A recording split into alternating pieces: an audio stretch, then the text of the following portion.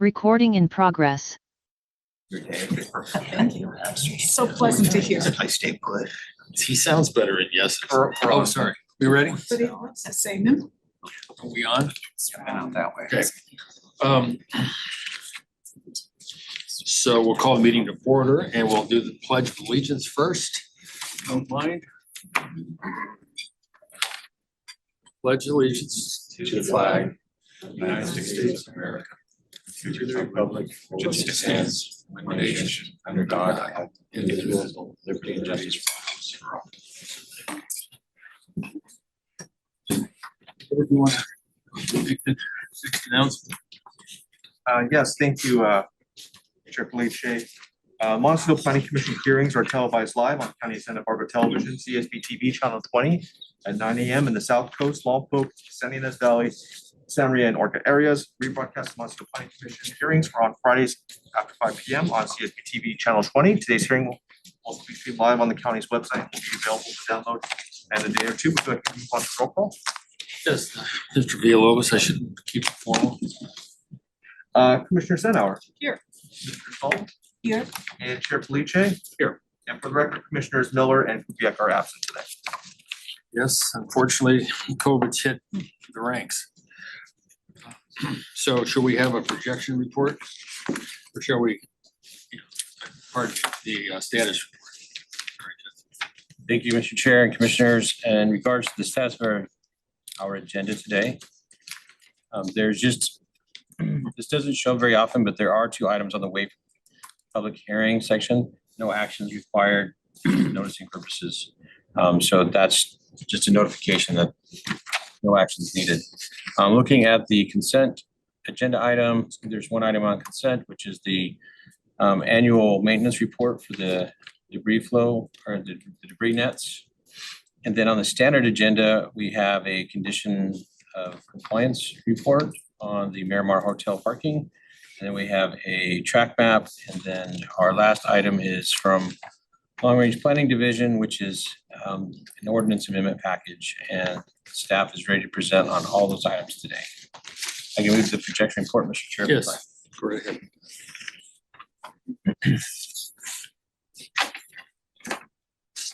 So our next scheduled meeting will be on October 18th.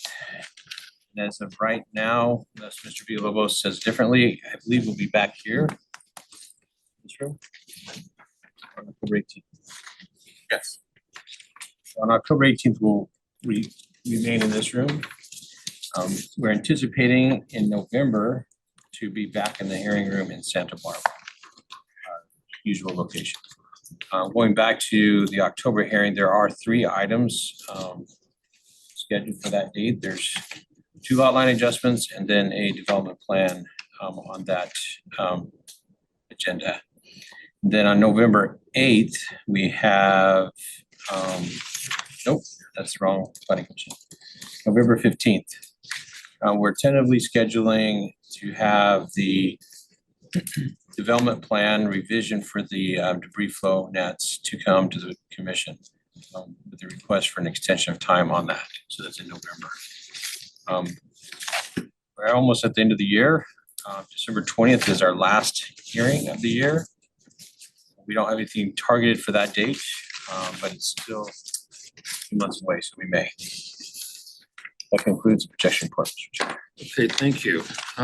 So any issues that are not part of this discussion today that the public has comment on, this would be the time. Is that right, Mr. Villalobos? And I have not received any speaker slips and I do not see any hands raised on Zoom. Okay. So we'll move on to Planning Commissioner's informational reports. Okay. Which of these? This is not the report. No, Yeah. this is reports of any thoughtful information you might have gleaned over the last month. No? Are you talking to me now? That was it. That was the Okay. committee. Well, any comment? I guess we'll move off of this subject and this item or this number. Then we have the minutes of June 21st to be considered. So we have a copy of it.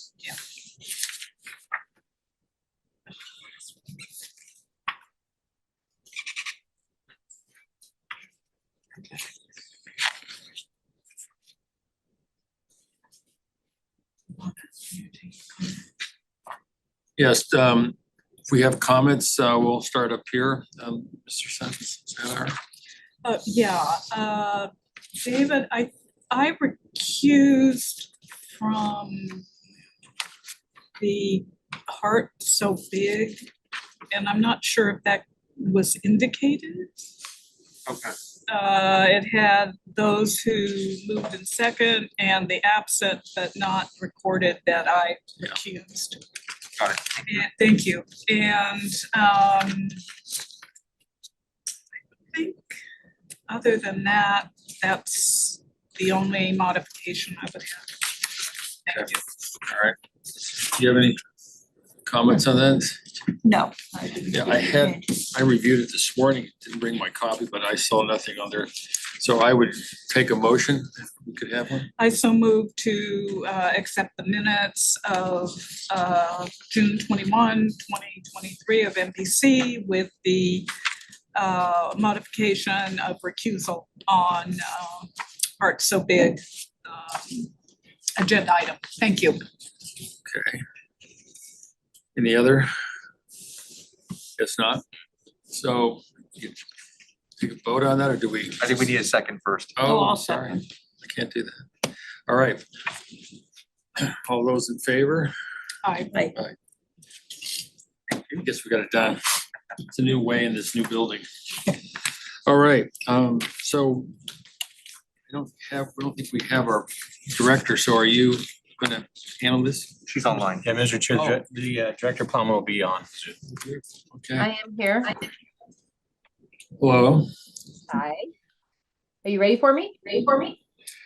sure, Oh, I hear some echo. but, can you hear us? Yeah, I can. There is definitely feedback. Do you hear that feedback? No. No, you're good. Okay, great. Good morning, Mr. Chair. Ah, now I can see the commission. Okay. We had a bad camera angle there for a bit. So let me get your notes up here. So just a couple of reminders this morning. There is a Planning Commissioners Association annual conference in Tuolumne County this year. And that is in October on the 6th and 7th. And so that's available to the commissioners if they're interested in going. They have trainings, and I think it's probably an interesting event. The county does not have funding for travel for something like that, but you're certainly welcome to attend. Also, there's the APA conference, which does have some sessions specifically for planning commissioners, and that is scheduled for September 18th and 20th, so that's next week, if you're interested in that. Signups are have happened some time ago, but you might still be able to get in. And then there were a few items that the board had acted on recently.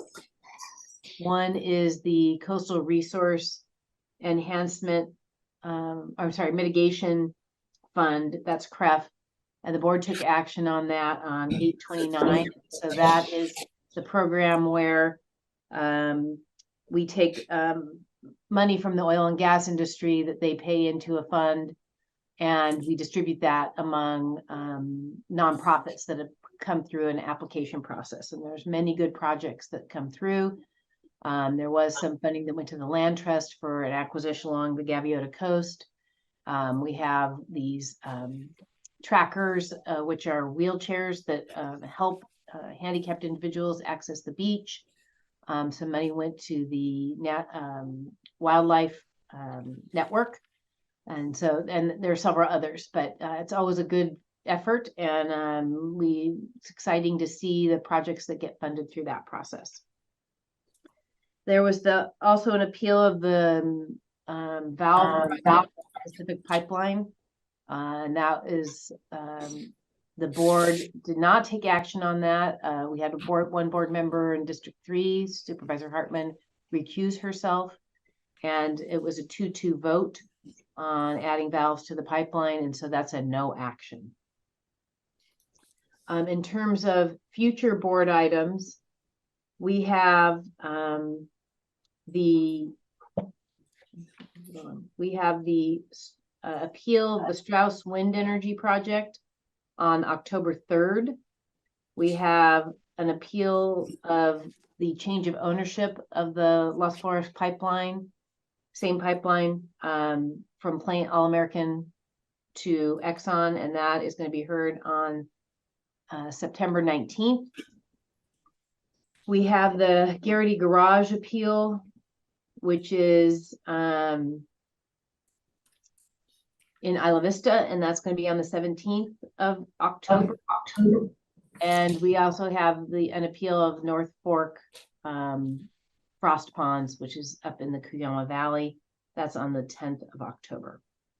And last but not least, the item that you're hearing today from Long Range Planning is going to be heard by the board on November 28th.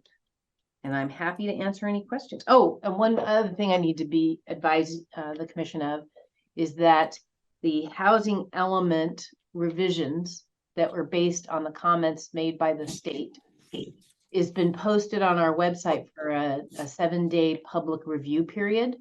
That was posted last night. So the public has 7 days to take a look at it. And then we will be submitting that to the state on September 22nd. We have been working very hard with the state over the last few months, 2 months roughly, to make sure that our responses satisfy them. And we're hoping that we can get a state that we are in a position to be able to move towards hearings on the housing element, which is would be very exciting. We're hoping to get that up to the Planning Commission in November, and then they'll make a recommendation to the board. The reasons that are associated with the housing element will not travel with the actual housing element itself. They happen subsequent to the housing element adoption.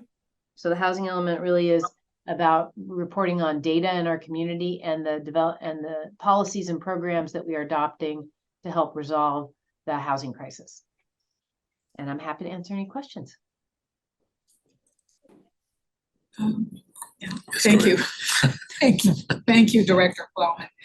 Regarding your last indicator about rezoning, is it separate from the housing? What is the timeline for that?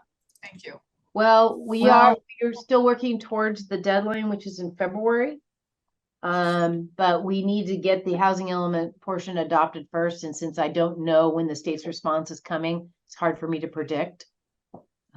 So as soon as I have more information, I'll make sure I share that with the commission. Thank you. Anybody else? Okay. Well, we're kind of new to this room, so we're scared to talk to you.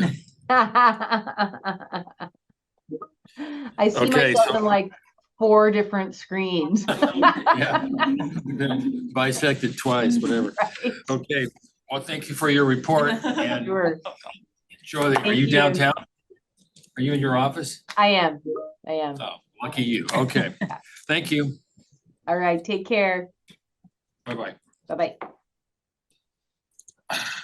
Okay. So we are now at the phase of our meeting where we have the 2, these are consent. No, so those are just notification purposes, so we can move to the consent. Okay. All All right. So it's Montecito debris flow mitigation. You have a report from. So, Oh, sure. Mr. Chair, it is on the consent agenda. If the commission wants to discuss and ask questions, we need to move it off the consent agenda and have Mr. Villalobos read it in the record. Well, since we have some of the main contributors to this program. I guess I would ask them if they wanted to say anything. We can pull it off. If any of the commissioners want to ask questions, or if you want to ask the applicant or representative, then we can pull it off the agenda. Let's pull it off. Okay. Okay. So So we'll have Mr. Villalobos read it in the record. Staff is here to give a presentation. They're here to Sorry. answer questions, and then I see the representatives here as well. Yeah. I know they're coming back down the road a piece to discuss permit applications and things of that nature, but this is only filing for 2022. But I thought if there's anything that they might want information for us, so maybe help prepare us, if nothing else, what's coming. There iPad. you go. Morning. Morning. So we're, put the mic close to you We there. need to He read has it in the to- record first. We need to read it first. Sorry. That's why I was cheating. All right. The Montecito Planning Commission will receive and file the annual maintenance report as required by condition number 31 of the approved Montecito debris flow mitigation project development plan, project case number 19 DVP 36. Okay, So, Mr. Chair, yes. briefly, so now that it's pulled off, I'm John Zorovich, the manager of the Energy Minerals Compliance Division. With me today is the permit compliance planner, Eric Graham, and supervising planner, Aaron Briggs. So staff has prepared a memo for the 2022 annual report. So we're here to, available for questions if you have any for us. You're just to file your report. We're here to file, today, we're here to file the annual report for the Okay. base and debts. Also, as you've asked, is the applicant here, if you have questions about it for them. We're here really to focus on the monitor report. So Yes. if you have anything that might be related to a future application, you may want to Well, hold off on that till the the application. only reason why I would want to lightly touch on the future is the fact that a lot of people have been asking what's going on this last summer. And since we're only talking about 22, it's, a year and a half ago, I thought we might get a little bit, since we're in the, the digital age, we might hear just a little bit of what's going on. So since they're here, maybe we'll give them a few minutes to tell us where they're at, if you don't mind. No, that's fine. I just wanted to kind of still start, put it in a framework. Yes, I understand. I totally agree with that. Well, that's our mission today, is to file that thing. But anyway, Well, we're here respectfully to respond to any questions you might have had about a filing of our annual report. We didn't know if there were questions that were raised there. I'm assuming that you've seen it. yes. Okay, and I just wanted to see if there's any clarification you wanted about the stuff in the annual report. We're gonna be back at another point to talk about the future, but I don't want to take up the commission's time Okay. unless you have specific things that you want to know about that today. Well- But we're here for whatever you want from us. I guess I'm just curious on what has progressed in the last 8 months, even though it's not officially gonna be filed now. Can you help the community understand where we are with the efforts that you've put forth? Yeah, well, what we've been trying to do, and it's required by our permit, is proceed with the clean out of the upper net in San Ysidro Canyon. Mhm. And so we've been on a road for that since January. I was reviewing some stuff this morning, correspondence from February with Montecito Fire, Padres National Forest, and also the permitting process through the regulatory agencies, which we're just now completing. We had a meeting yesterday. It's scheduled out, the clean out. So we've got the schedule now for our start date. And it's gonna be about a 2.5-week process, starting the week of September 25th, when we're gonna do the pre-construction surveys. Okay, And then on the following week, access limited construction, we'll start moving into with a helicopter to bring in the heavy equipment and then start the clean out process which we detailed as part of our original right. permit. So there's not much of a footprint on what you're gonna be doing as far as messing up the sort of indigenous little. I would defer to Jessica on that right there. She's Just in a couple of minutes, just tell us just the not abbreviated, but sensitive way you plan on doing this work. Because the neighbors and the people I know have been sort of anticipating this happening this last summer, and it hasn't happened yet. And so I'm glad to hear that it's coming up soon. but just to refresh our memory, can you explain to us maybe in a paragraph or two the most, because I know everybody wants to move on, but how you plan on cleaning this place up as neatly as possible? Mr. Chair and Commissioners, Thank you.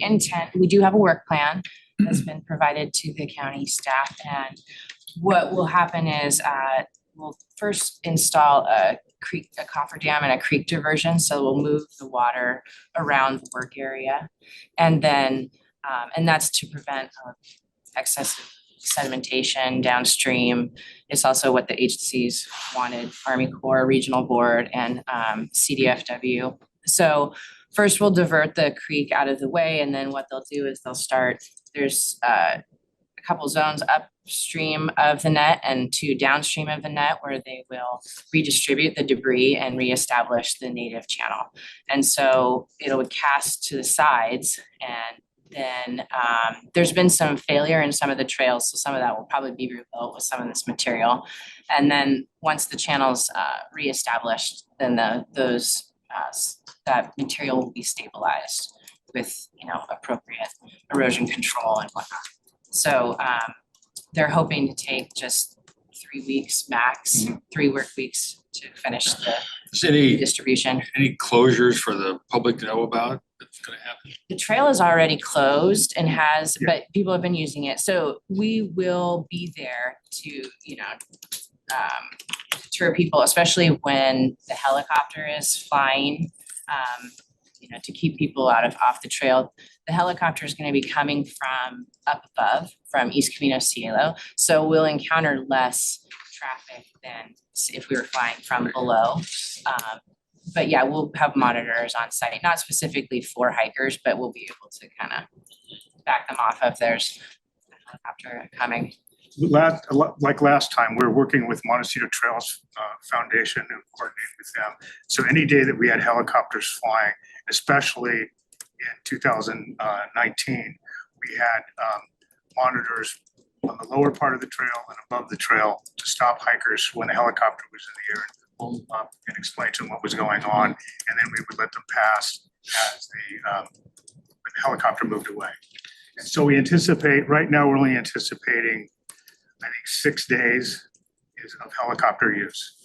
So it's mainly to bring in the staging and then to take everything out at the end of the deal. So we'll have specific calendarized days when the helicopters are flying, and we will share that not with the county and also with the hiking community. But the trail is really damaged, and so it's actually, the Forest Service has a wooden post 2x6 blockage of where the trail takes off from the old Edison Catway Road.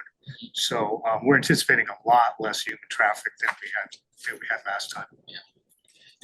Any other questions from?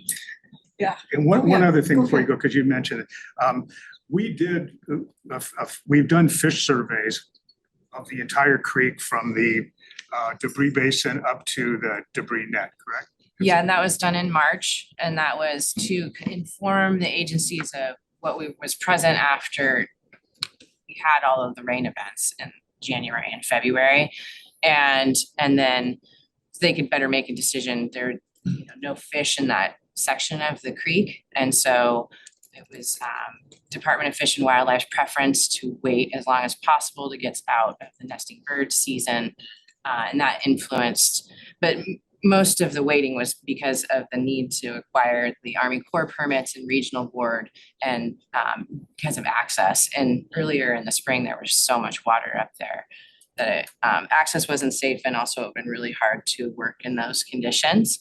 Now the water's come down pretty significantly, so we can divert it out of the way. You had a question? Yeah, just for information, the location is the SY7A. Yes. Is that right? I don't know if that's, Yes. it's been generally referred to, but I think, so that's the upper reach. Yes. Okay, and that is the only area that of significant buildup behind the nets, debris, et cetera, only occurred at that location. Yes, and it's the furthest up in all of the channels. And so that is the only one that was impacted by the storms in 2023. And do you anticipate that will be an area in the future to maybe where debris may collect more than often, or it's just a matter of an event and how it's spread out? Or is there anything particular to this location that may, give a heads up ahead of time that this may be a location that will accumulate more than the other locations or not? It's just serendipitous, or? Well, I'll let you speak to that because I know Larry Garola, who's a geologist we're working with, went up there and looked at it, but it is just below the confluence of two channels, and the falls is right up there. Right. So in that spot, there's a lot more movement of material than you would have further down the channel where it's just straight and incised.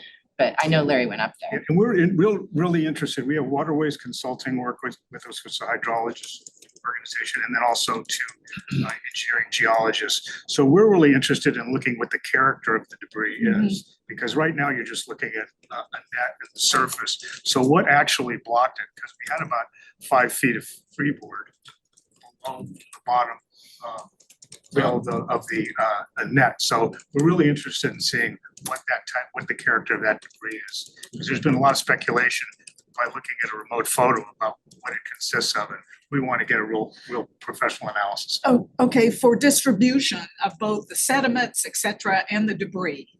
The dispersal would be dependent on what type of debris it is. Correct. Yeah. And then you would classify the categories and disperse appropriately. Yeah, so I mean, we'll separate out the woody debris and put that in appropriate places, especially large boulders. There's a fair amount of space on both sides of the net upstream, on both sides of the channel. So that's where most of the debris will go. And the idea is to put a certain amount of it below the 2-year flood line. So you're right close to the channel, and the rest of it goes up above between the 2-year and the 100-year flow line, so that the idea is to let the material reintroduce naturally with each storm, like as much as we can mimic natural process like that. So there will be a little bit of sorting. Eventually, it's just going to be built up on the sides and it's going to come in however it does. But we would stabilize most of that material and leave as little as possible in the channel where you're going to get it washed out every single time it rains. I have 2 questions. One, can you refresh our memory on how this is being funded, this removal? I think Pat's better to speak to that. Well, the whole operation has been funded by public donations and foundations for the original concept of the whole project. But for the clean out, we, through Congressman Carvajal,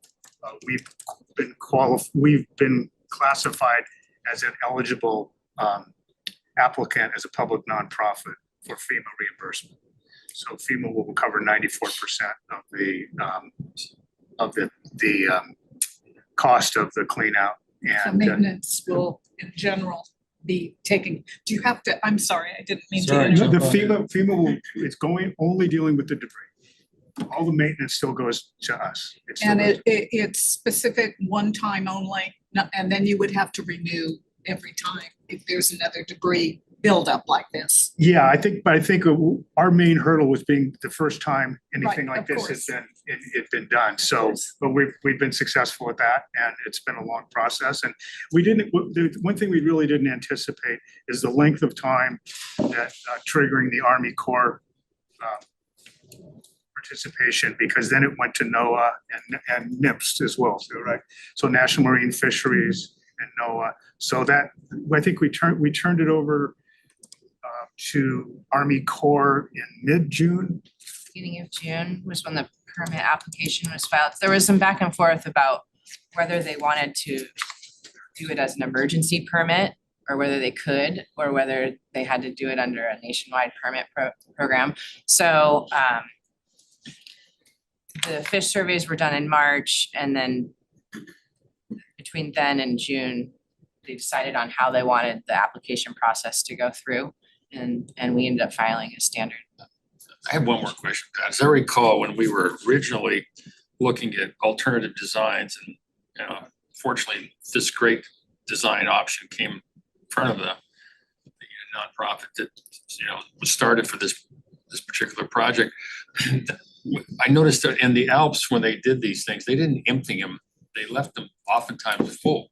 Yeah, they operated as check dams after that, but we went into this knowing we were the first installation of this type in endangered species habitat in the United States and in Santa Barbara County. So that was the rules of the game were the rules of the game. And in here, it's always been, we have to clean it out. And I appreciate everybody's patience as we work our way through this. We've really appreciated. We didn't anticipate the Army Corps having this for 90 days, which they've had it, and it looks that's coming to an end now, so. Is there anybody else has any comments before we close this portion of this conversation? John? Mr. Chair, no, we don't have any comments. I appreciate your questions since because of the storm events that we had earlier this year. Our inquiries make sound and we're just here to, on consent to receive and file the report as our recommendation. And we will be back early next year with the report for 2023. Well, we're very grateful that the cooperation between private sector and the public sector doing things like this is something that we would all wish for in other areas. But thank you for coming up and speaking to us and your expertise. Oh, and then public comments. Mr. Villalobos, is there anybody want to mention a word? No request for this item. Okay. Well, thank you very much. Any final comment? No, just thank you for your time. I appreciate it. So, Mr. Chair, Take care. staff is recommending, is asking for a motion to receive and file. All right. I so move to receive and file the 2022 annual monitoring report of Montecito debris flow mitigation project. One second. All those in favor? Aye. No help from our secretary or he's busy down there, isn't he?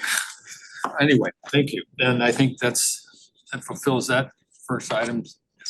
It was consent, but it was nice to get a little bit of information from him. Thank you for going along with it. Okay. I wish you did. No. All right, so moving on to the standard agenda. David, you want to, or Mr. Yeah, Villalobos, introduce us? Yeah, sorry, I was trying to communicate with our TV staff, not an issue, but Take your time. We got all day. the Montecito Planning Commission will receive and file the annual parking conditions report as required by conditions number 52, 55, 84, 93, 94, 95. The approved Miramar Beach Resort and Bungalows proposed revised project case number 14 RVP 63.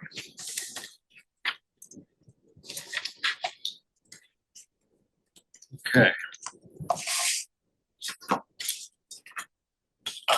Morning, Mr. Chair, Commissioners. I'm Eric Graham. I'm the compliance planner here in South County. And this morning, compliance staff is presenting the annual parking reports for the Miramar Hotel for the years A little bit louder, please. Sure, for the years 2021 and 2022. I'm just kidding. Thanks. Hey, can you hold on a second? David, are we good? What's slide?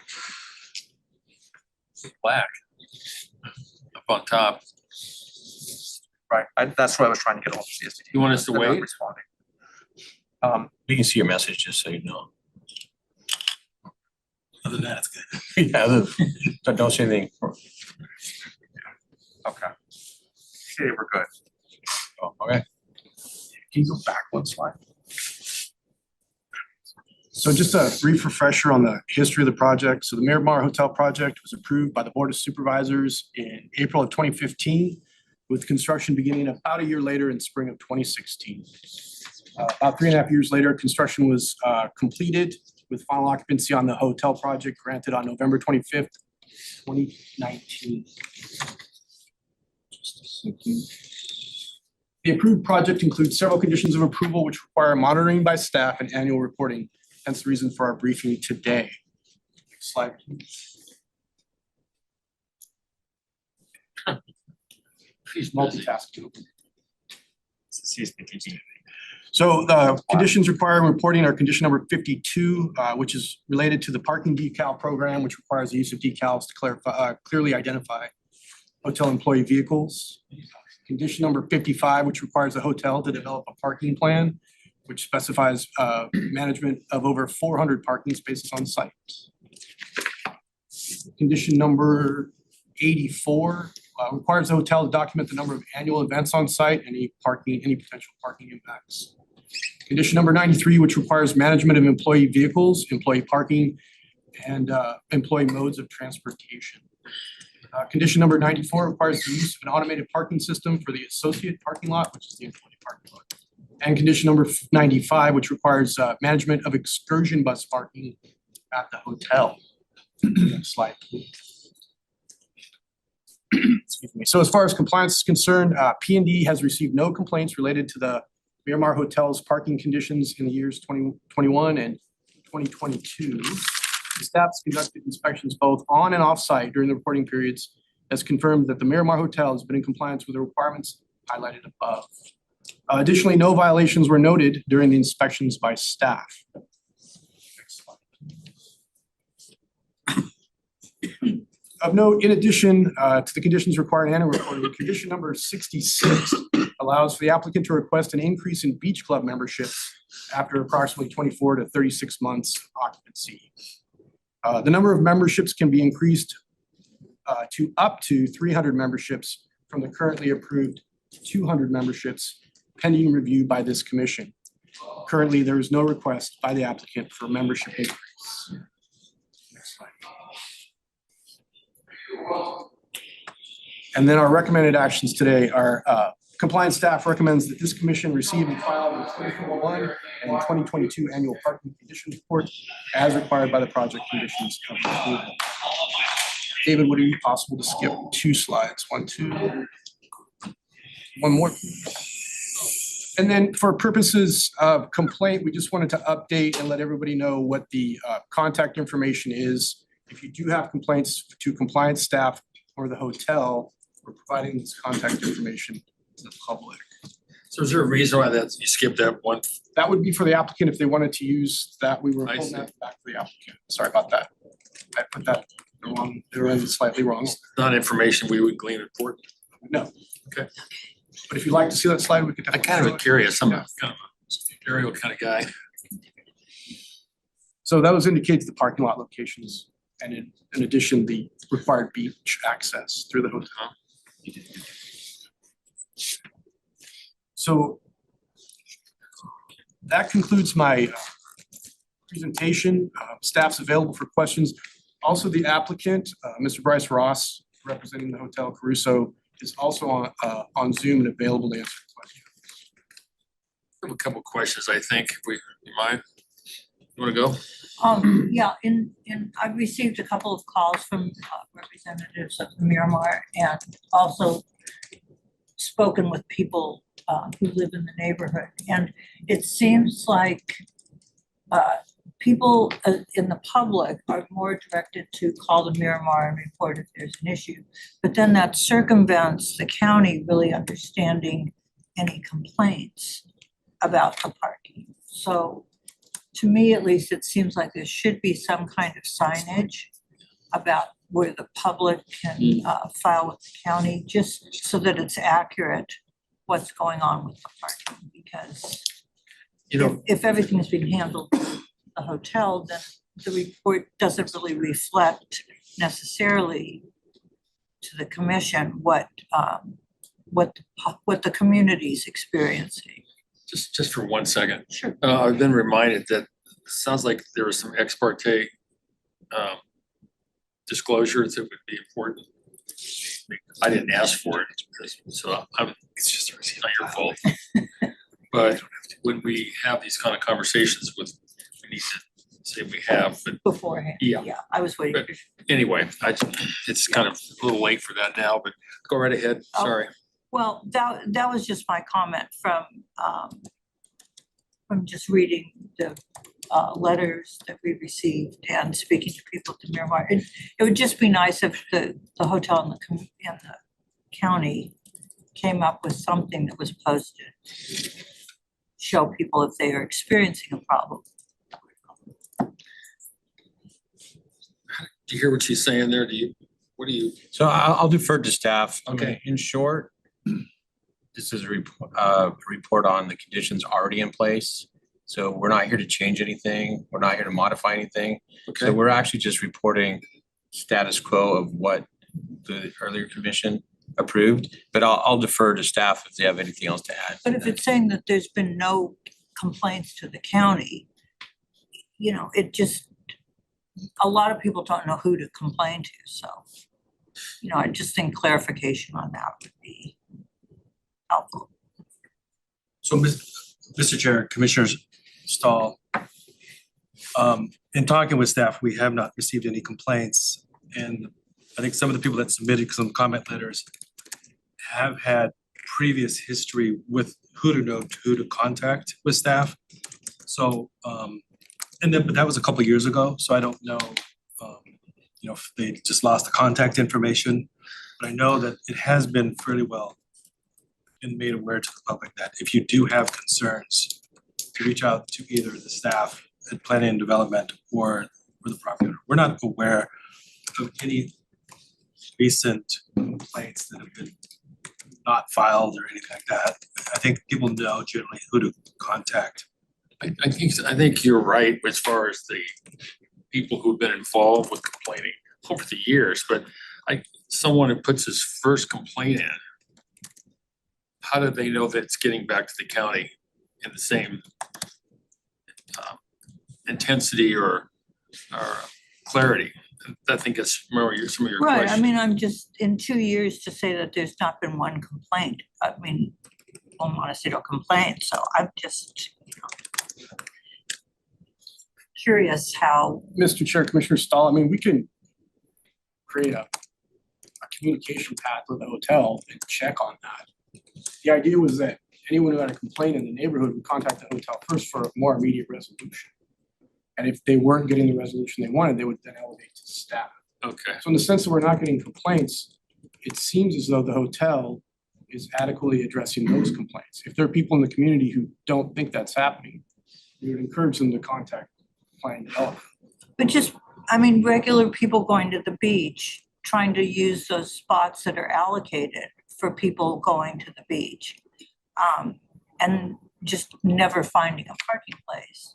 Those are the issues that I think just something being posted, or even if you and the county and the hotel joined forces and sent out a letter to the immediate neighborhood, just, you know, Jameson, Danielson, Humphrey Road, the people around there who, you know, are impacted. Mr. Chair, Commissioner Stahl, so we do have, you know, on the P&D website, there is already a web page if you do want to file a complaint. So it's, you know, if you said, hey, who would I complain to? It's in the county's jurisdiction. You could go to the Planning and Development website and there is an opportunity to file a complaint as well. So it's not like we don't have really an opportunity for the public to access us. I'm not resistant to your request. It's just that we're not having historically a lot of reporting issues. And so, you know, I don't know if and maybe this is a question too for the hotel operator, see what outreach they've done, if anything. I know they're available today, but we don't have, we just haven't received enough that would say, oh, hey, there's a real problem out here to justify sending out a letter campaign, sort of what you're suggesting. And we have the availability, there is already a path for people to file complaints on the Planning and Development website. So I don't know if the operator has other information they might want us to But that's share. like a lot of steps from some guy who's just there in his truck with a surfboard, you know, to go on to the Planning and Development and for complaints and all that. It just seems not realistic that the people who want to go to the beach are going to go to that much, you know, many steps to complain. So I'm just trying to make it easier for the community and the hotel to coexist. Okay, so well, we have the hotel on, so where are you, Bryce? Are you up there somewhere? We can have you. They I'm here, seem Chair very Police. polite. Can you hear me, Chair Police? Yes, we can, Mr. Rice, go right ahead. Super. Well, good morning, Chair Police, commissioners and staff. My name, and I know most of you, is Bryce Ross. I'm Executive Vice President with Caruso, who's the owner of the Rosewood Miramar. It's my pleasure to be here today. It's hard to believe that we opened the Miramar just over 4 years ago, and we're very proud to be part of the Montecito community. As you know, we are very focused on being a good neighbor, a good partner for Montecito, and bringing joy to the lives of the community, our guests, and our neighbors. We are in constant communication and constantly engaging with our neighbors in the community to seek out feedback, thoughts, ideas, and input. And we truly appreciate this communication that we receive back. It allows us to make the Miramar the place that it is to best serve the community in all aspects. And we continue to strive to do that day in and day out. We were last here before the commission for our compliance reporting period in mid-December 2020. And we're here today and happy to report with a staff report that shows that we are in compliance with our conditions again for 21 and 22. As I mentioned a few moments ago, Caruso and Rosewood are dedicated to being a positive contributor to the Montecito community and a responsive neighbor. This year alone, we've sent out 3 letters to all of our immediate neighbors, inviting them to participate and provide us thoughts and ideas and feedback. And that's something that we do in regular course. And my contact information, email address, how to contact me through our Miramar info email address has been listed on that. But I also encourage, as I did back in 2020, encourage anyone with any thoughts or conditions to simply call the hotel. Call 805-900-8388. Ask for our resort managing director, our resort manager, our director of security, and share any thoughts or ideas. We want to hear them. We are a group that encourages it. We're not the group that hides behind it. And I would be more than happy in my next letter that I send out to our neighbors to, again, include that contact information, because we want to hear these thoughts. You know, Commissioner Stahl, I appreciate your thoughts on wanting to make sure that parking is available for, you know, beach access and whatnot. And, you know, we are fully supportive of the county's efforts to put restrictions on that parking, because right now, candidly, it says it's beach parking. And while we control to make sure that none of our guests or employees are parking in those spaces, we have no ability to influence what the general community or folks from outside the community spaces. So if the county desires to have time restricted signs put up on that spaces, no overnight, we would be fully supportive of that. And with that, I can answer any further questions that you may have. I think you've been really receptive to feedback. I think it's a good relationship with the county. Thank you. I just have one recommendation, is that it's always been the biggest issue, parking, because of the desire to, for no bad reasons, but for maybe just simply good reasons, to have the maximum usage of your property. And I know going forward, you have some other projects coming our way or to the county.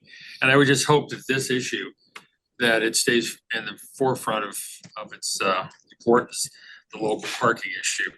I know you have plans for other things like increased parking, but we don't have to go into that today. I know it's for a different time, but we do get a lot of calls about parking. So it's just, even though you're doing your best, it's still a tight situation there. Chair Palice, you have my commitment that guest experience, community experience, availability of parking, and convenience for everyone that visits the Miramar and the Miramar Beach area is front and center of our attention. And, you know, we're that is here for the long haul. We're here for 100 years or plus is the way that we think about things. So anything that we do, the way that we operate, the way that we engage with the community, all those things matter to us. And they have to be thought about very carefully and thoughtfully. So I appreciate your comment, and I assure you it's front and center for us. Okay, Donnie. Yeah, thank you very much. Yes, ex parte, I've met with Mr. Ross on several occasions discussing parking, and have had excellent communication and discussions. The question of public parking on South Jameson, we have discussed. And I do think that if the county could participate in advancing restrictions hourly, perhaps, of course, it's Coastal Commission, it's very very complicated. But I think signage would be most helpful regarding overnight and perhaps a limited amount for beach, say 6 hours. It would, the other side of the equation is enforcement, which is up to the county. The hotel's not going to enforce that. And I don't know if the county has the bandwidth to go out and enforce overnight parking, if there's but perhaps you've had some discussions regarding enforcement that maybe that wouldn't be a barrier to this. Thank you, Commissioner Seno. I have had conversations with the county, in fact, dating back to 2020, when, shortly after we opened. And I know there's definitely a desire for the county to look at some restrictions. Right now, as I mentioned before, it is signed all along Jameson and Eucalyptus as beach public access parking. But again, it's always been a question of enforcement. And what's been indicated to me is that there is availability for enforcement now, and it is processing through the county to see that come to fruition. And as I mentioned before, we're in full support. Thank you. We've had an experience with enforcing that in other areas in the county, especially Montecito, the hot springs trails. It's not easy to have enforcement without difficulties with getting tow trucks, and it's the various things, but we do encourage you to just try to advance and develop the best possible scenario as far as refraining from having others park there besides who's intended to park there. But I know it's not up to you, but your leadership is important and we appreciate it. Thank you, sir. Okay, anything else? Speaking of ex parte, I guess I spoke to him as well for doing pretty poor on ex parte information. But anyway, thank you very much, Mr. Ross, and see you next time. Oh, do we have a public comment? I'm sure we might. What do you think, David? So I have not received any slips. If anyone would like to speak, go ahead and fill out a slip and turn it in before you leave. And then we do have someone online. Not sure what item this is for. If you would like to speak, go ahead and raise your hand, virtual hand, and I'll call on you.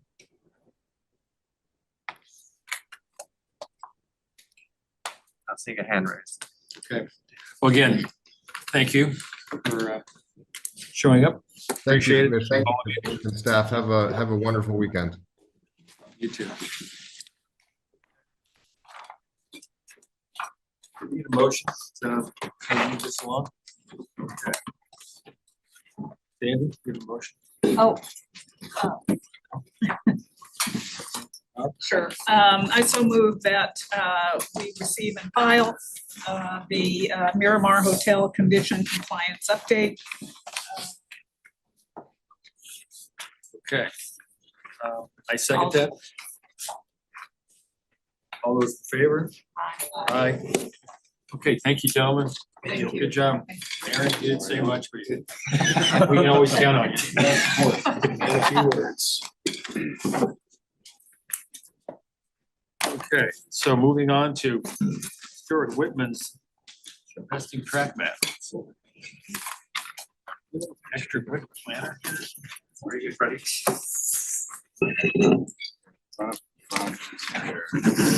Oh, yes, we take your seat.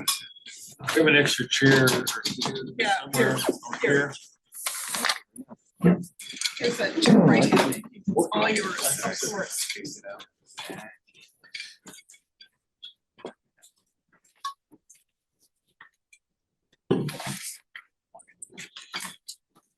One in a chair. We got one Over here. grab the chair. Want this one here? Sorry. Sitting too long.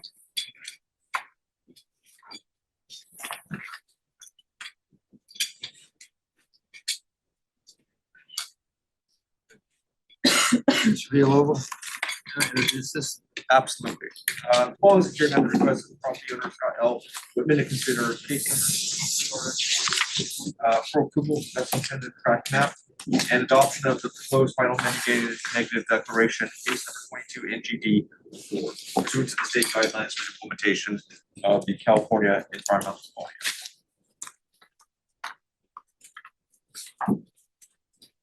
Okay, presentation by staff.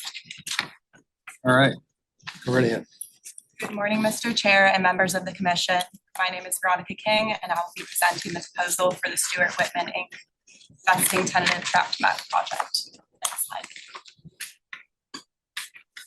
This is a vicinity map and aerial view of the proposed project site, situated between Oak Creek to the west and San Ysidro Road to the east in the Montecito Inland area.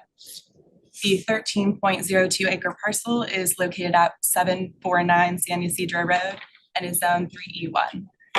Both Oak Creek and an unnamed ephemeral drainage channel are mapped as ESH and are outlined in blue in the figure to the right.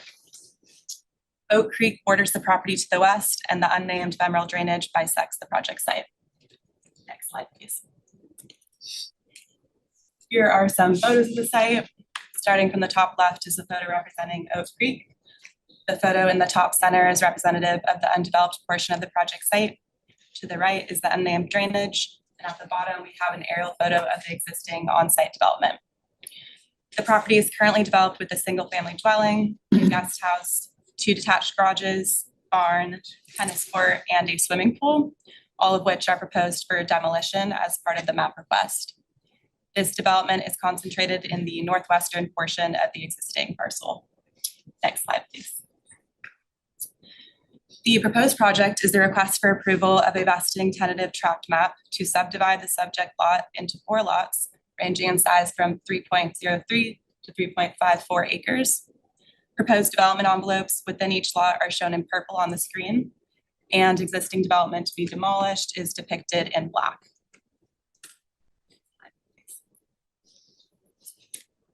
The only construction proposed with the tract map is a shared access driveway, drainage improvements for the shared access driveway, utilities along the shared access driveway to be stubbed at each proposed lot, a large planter and fountain at the cul-de-sac, and an entry gate.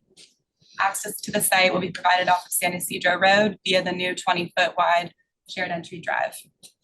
Grading consists of 780 cubic yards of cut and 960 cubic yards of fill, with 180 cubic yards of import. 2 coast live oak trees are anticipated to be removed as a result of construction of the shared driveway and related drainage basin. All existing on-site development will be demolished, removed from the site, and properly discarded prior to final map recordation. No individual lot development is proposed at this time. When future residential development is proposed on individual lots, it will be subject to all applicable conditions of this map, as well as ordinance standards and policies applicable to the specific proposal. Next slide.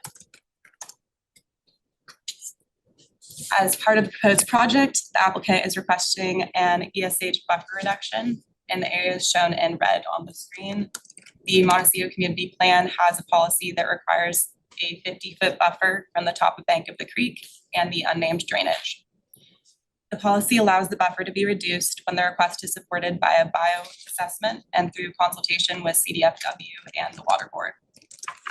Staff coordinated with both resource agencies and determined that a buffer reduction is appropriate in this case. Work within the ESH and buffer areas includes widening of an existing driveway necessary for site access, drainage improvements, and demolition of existing structures and hardscape. Next slide, please. The tract map is consistent with the comprehensive plan, including the Montecito Community Plan and all policies such as adequate services and cultural resources as outlined in the staff report. Additionally, the project is consistent with all applicable biopolicies as mitigation measures have been applied to reduce impacts to bioresources, including Oak Creek and the unnamed drainage, through implementation of a habitat restoration plan and a tree assessment and protection plan. Next slide, please.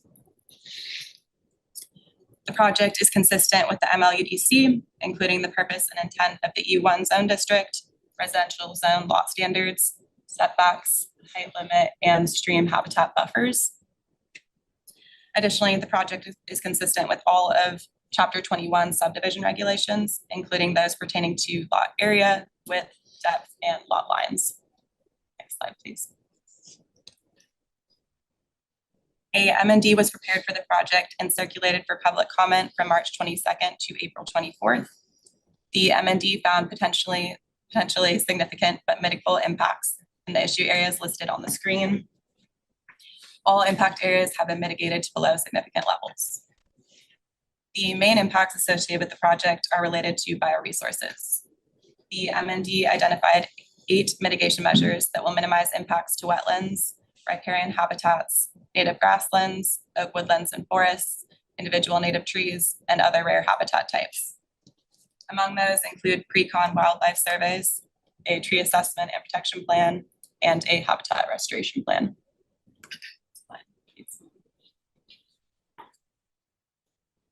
Staff recommends your commission take the following actions. 1, make the required findings for approval of the project. 2, adopt the proposed final mitigated negative declaration. And 3, approve the project subject to the conditions of approval. That concludes my presentation. Staff is available for questions. Thank you. Very good. Sure. Before we have any questions, can we do ex parte? Yes. Thank you for reminding us. Yes. Well, I am acquainted with either personally or do business with all the people on the easement that's to the south of this project. I haven't spoken with any of them since becoming a commissioner, but prior to becoming a commissioner, I had clients interested in a property to the north of the Whitman property that is accessed off of East Mountain Drive. And because of my client's interest in that property, I went online and did some research. The whole Whitman property had been on the market previously. And I reached out to Veronica King at that time, maybe December of 2022. And she provided me with a copy of the map that was available at that time. And I shared that with my clients and the other agent representing the home that was being considered for purchase by my clients. So that purchase never took place, and okay. That's extensive. Done. Yeah, I met with the applicant's representative, Mr. Fort, on a site visit. I believe it was Wednesday of this week, and probably had a half-hour tour, boots on the ground, and it was very informative. Likewise, I met with the charming agent for the applicant, and it was also interesting to see the property. Curious about some questions that I'd like to address, but well, thank you for being there. That concludes ex parte, so we'll move on to questions, if that's okay or not.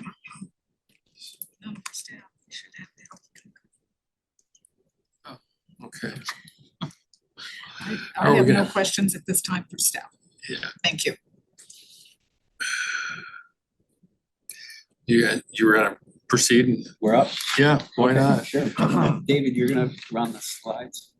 Yeah, give me just a second. He's been busy over there, so Yeah. I've been sort of stalling a little bit.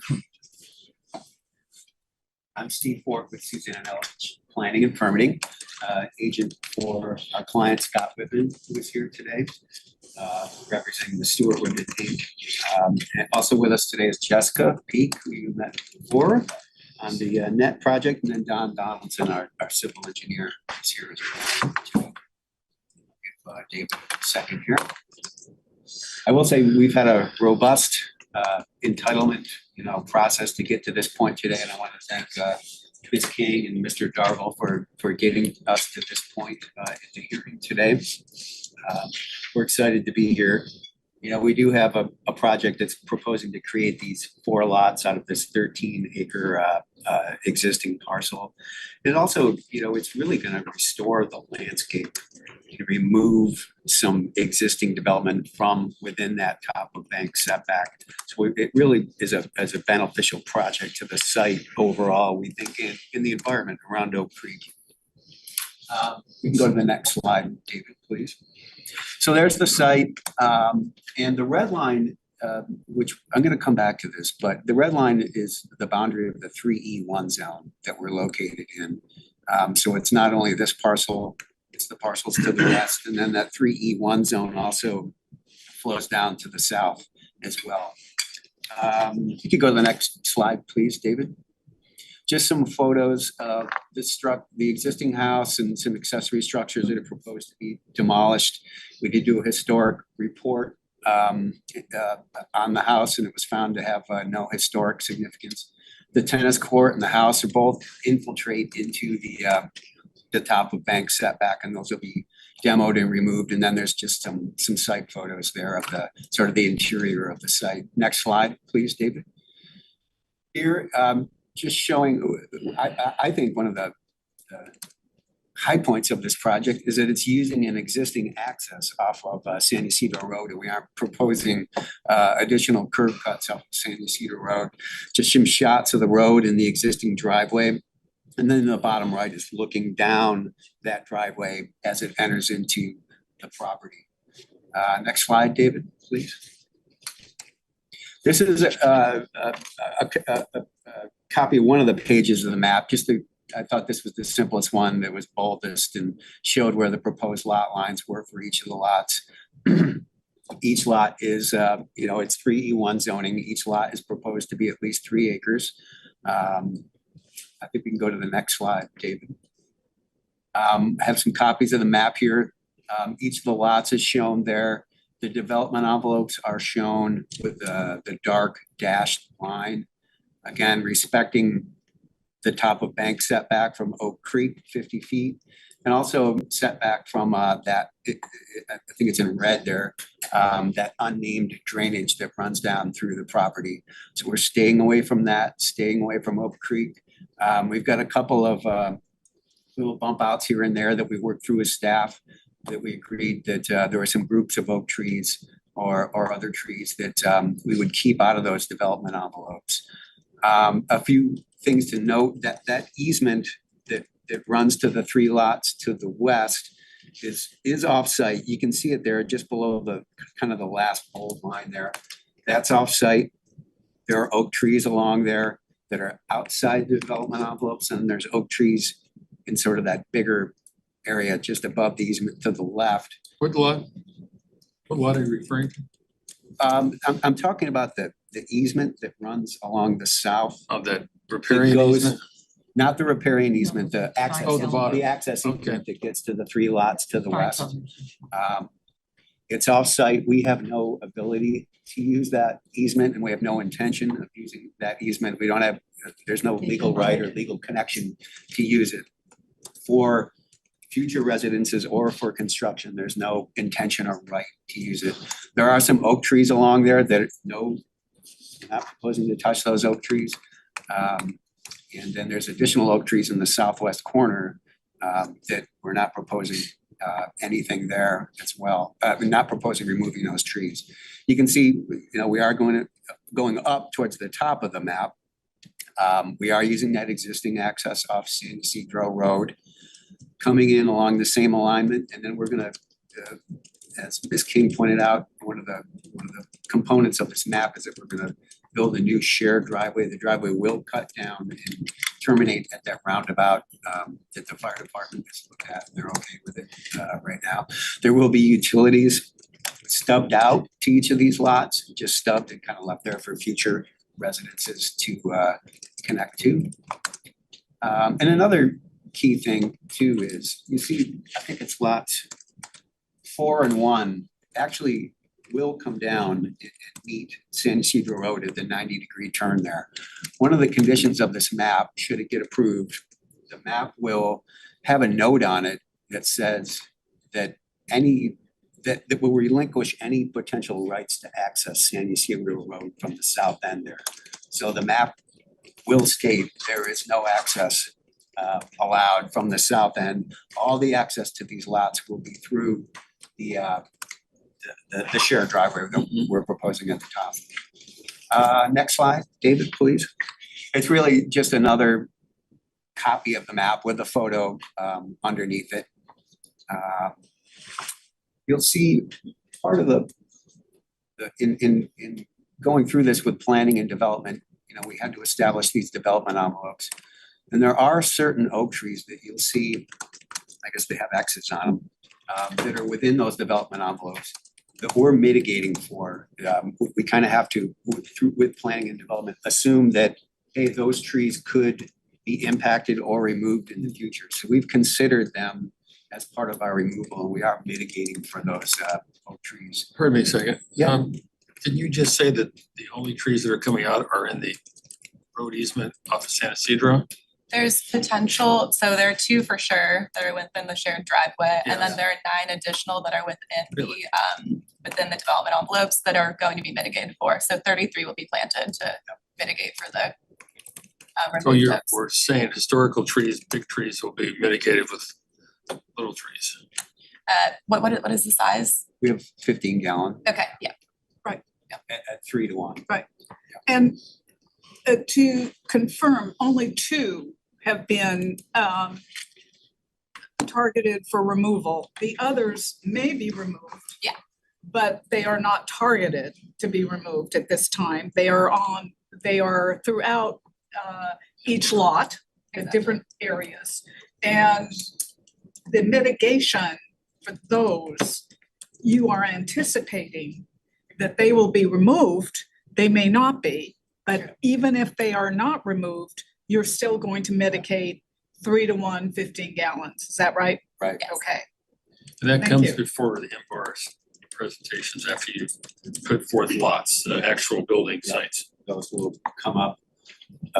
Individual lot owners may propose to remove those trees or work with them. Well, since we're asking some pop questions, we just throw a couple at you real All right. quick, like, hate to do this, but you talk about stub out. So right now, all we have is that roundabout or that circle cul-de-sac that ends the termination of the, would you just put the stubs there because you don't know where the actual driveways will be? We have some kind of driveways sketched in there, and You I do? presume we would stub. You'll see them, they're kind of like cones. There's Oh. kind of one at each lot. In a lighter dash line. Yeah. I see. We don't have a pointer. We There's just our stub pointer. utilities there. There, okay. Kind of waiting for connection in the future. Okay. And so my understanding is that this demolition will occur prior to the recording of this map, if it gets recorded? We're required, conditioned to demo before the map gets recorded, because when the map gets recorded, it will establish these new lot lines. And the existing house and I think the accessory structure will overlap those lot lines, and we can't do that. Okay, I'm sorry to interrupt No, you. it's okay. You can continue with your slideshow here. Go to the next slide, David. So going back to that, I mentioned that we're in the 3E1 zone, and the 3E1, 3 acre minimum lot size continues from this property to the west to capture those 3 properties, and then it comes down to the south.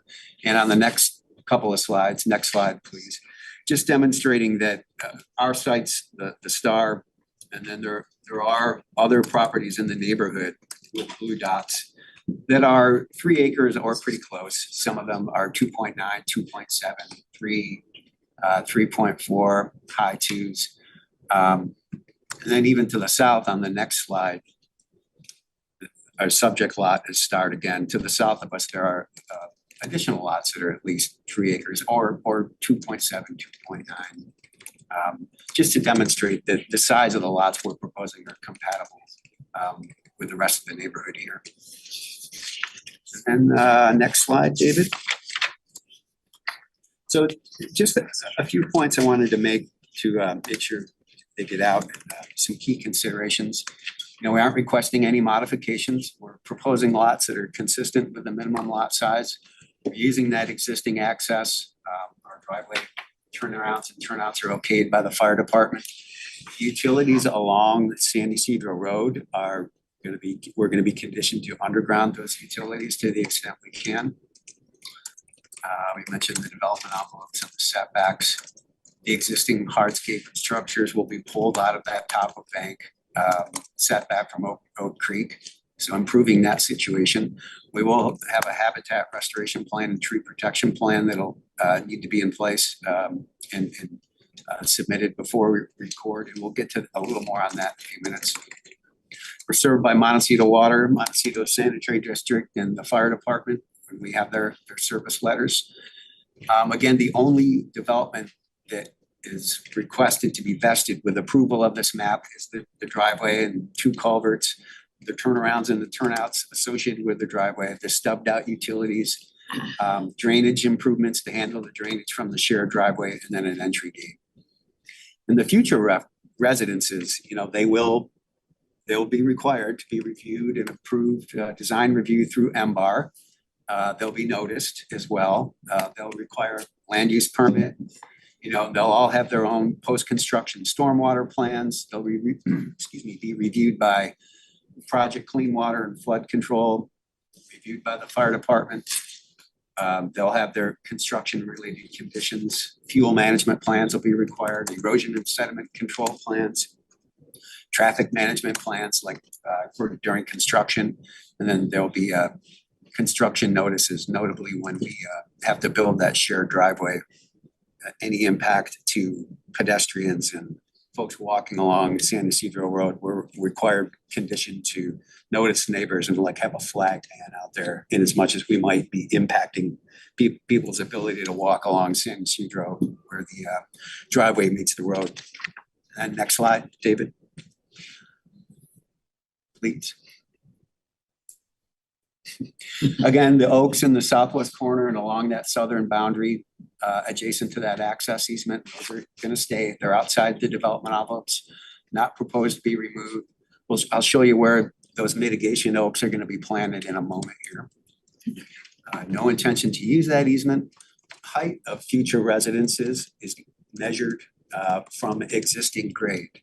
So any future residences, their height will be measured from the grade, the topography that's out there right now. But the way the development envelopes are situated, no structures in the future would be located closer to Oak Creek than where that existing residence is, because that existing residence actually encroaches into that creek setback. Our conditions of approval, that they require permit compliance monitoring. So Mr. Graham, who was here before, will be out there monitoring the work on the shared driveway. And the future residences, I'm sure, will have permit compliance as well. We have conditions about construction hours, dust control, equipment requirements, site upkeep and cleanliness while the work's going on, worker orientation, and then we are required to have designated storage areas for equipment and washouts and things like that on site. Again, the conditions require MBAR review for future residences. There's conditions about the building materials and the retaining walls being compatible, and future lighting being night sky compliant, and future lighting would be reviewed by MBAR as well. Undergrounding utilities along San Ysidro. Interesting note, just in terms of the grade out there. The property, actually the southern end, was used as a stockpile. It got an emergency permit through planning and development years ago in the 90s. So that grade at the bottom isn't necessarily a natural grade, but it's been so long now that you don't even really notice it. Truck trips will always be through the existing driveway, the shared access driveway, nothing using that easement to the south. The truck trips for the demo that are included in the MND, they were estimated by the consultant that did the MND based on the size of the house, the size of the accessory structure, and the amount of hardscape that's due to be demolished. And I mentioned about relinquishing the abutters rights at the south end, that future owners will not have the right to access San Ysidro from the south end of those parcels. Next slide, David, please. So with regard to the habitat restoration, you know, we are mitigating for the impacts to coast live oaks and the willows. The willows are being mitigated for a 3-to-1 ratio. We're planting 33 oaks for the 11 impacted oak trees. Again, it's 2 that we know of and 9 could or may not be impacted in the future. And then along those areas along Oak Creek and along that unnamed drainage, as part of our habitat restoration, we are proposing to remove invasive plants and sort of restore the native vegetation and sort of reestablish that in a more natural and native condition. Next slide, David, it's going to show where we're proposing to do this. Green dots are where, you know, generally where we're proposing to plant those oaks in that southwest corner and along that drainage. And the light blue area is where we're proposing to mitigate with willows. And then the green is where we're going to do that, you know, weed removal of invasives, and sort of restore those areas. The shaded area, patched area is the area that will be impacted by the new driveway coming in. That's not the footprint of the driveway, but that's the area that we anticipate would be impacted by building. Next slide, David. So just to conclude, you know, we're consistent with all the policies that Ms. King included in her staff report, especially that community plan goal about protecting and encouraging diversity of housing and maintaining the predominantly large lot, single family identity. But, you know, we're consistent with visual resource, biological and water resource policies. Again, future development subject to MBAR, subject to P&D LUPs. And we would just ask that you make the findings for approval and adopt the MND and approve us subject to all those conditions of approval we've agreed to. That's it. We're here for questions and appreciate your time. Well, we'll start with Sandy. You want to go first? Okay, it's just interesting to me when we go through this project that you've looked at the riparian trees and fish, frogs, but there's no neighborhood impact report. And I mean, I know that's not something that's required, but even with the idea that you could possibly be planting 33 oak trees, is there any sort of report or visual on how those trees being planted are going to impact the homes below, next door, and above? Because 33 oak trees, as they grow, can be very significant in terms of what the neighbors are looking at then compared to what they look at now. So that's one question. Well, if you want to dive in, we've not done like a visual impact assessment of where those oaks will go.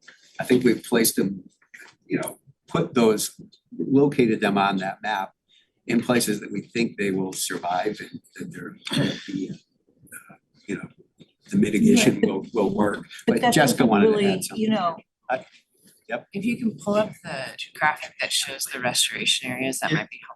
Yeah, like I think this question begs another question, is that if you know that you possibly want to move X amount of trees or remove and plant these trees, then that means that you have an idea where the building envelope for houses might be. Sure.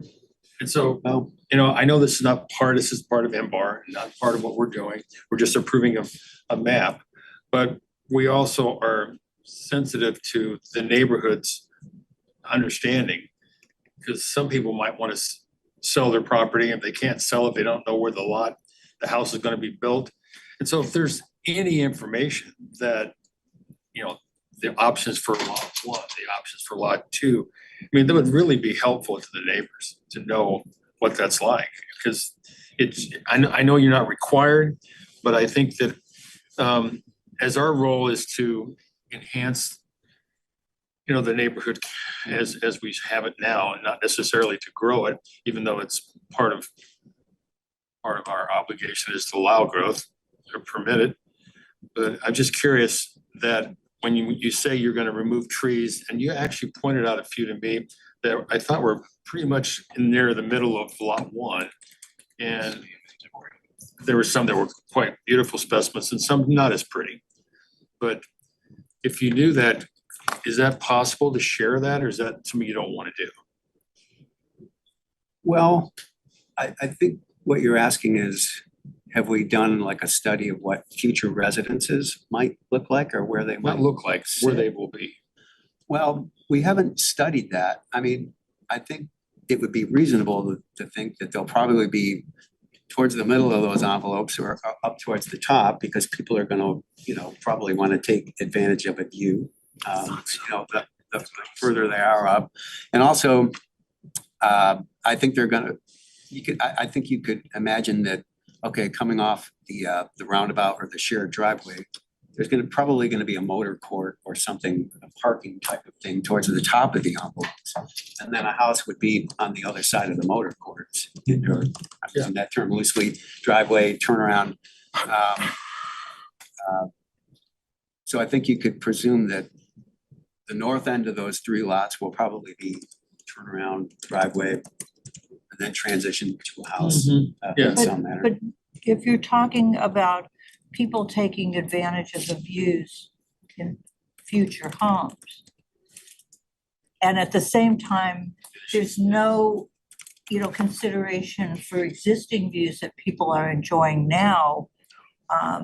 And I think that's at least my biggest concern, is that for those to be developed, people are gonna wanna go to the top, they're gonna wanna enhance, or present as big views as they possibly can of the ocean, maybe, but for sure the mountains. And it just seems like, and, understandably, the development envelopes and everything else are for the benefit of the people putting these lots together, but Mr. Chair, if I could just mention real quick. Yes. So the Montecito Community Plan does have goals and policies that allow planning and development to require review by BAR. And there is a mitigation measure that also requires that for future development. And those policies do allow the MBAR to look at private views and analyze that as part of their review. And they can use the tools within the design guidelines to help craft projects to protect private views. So I think but there are no guaranteed view easements in place in That is correct. Montecito.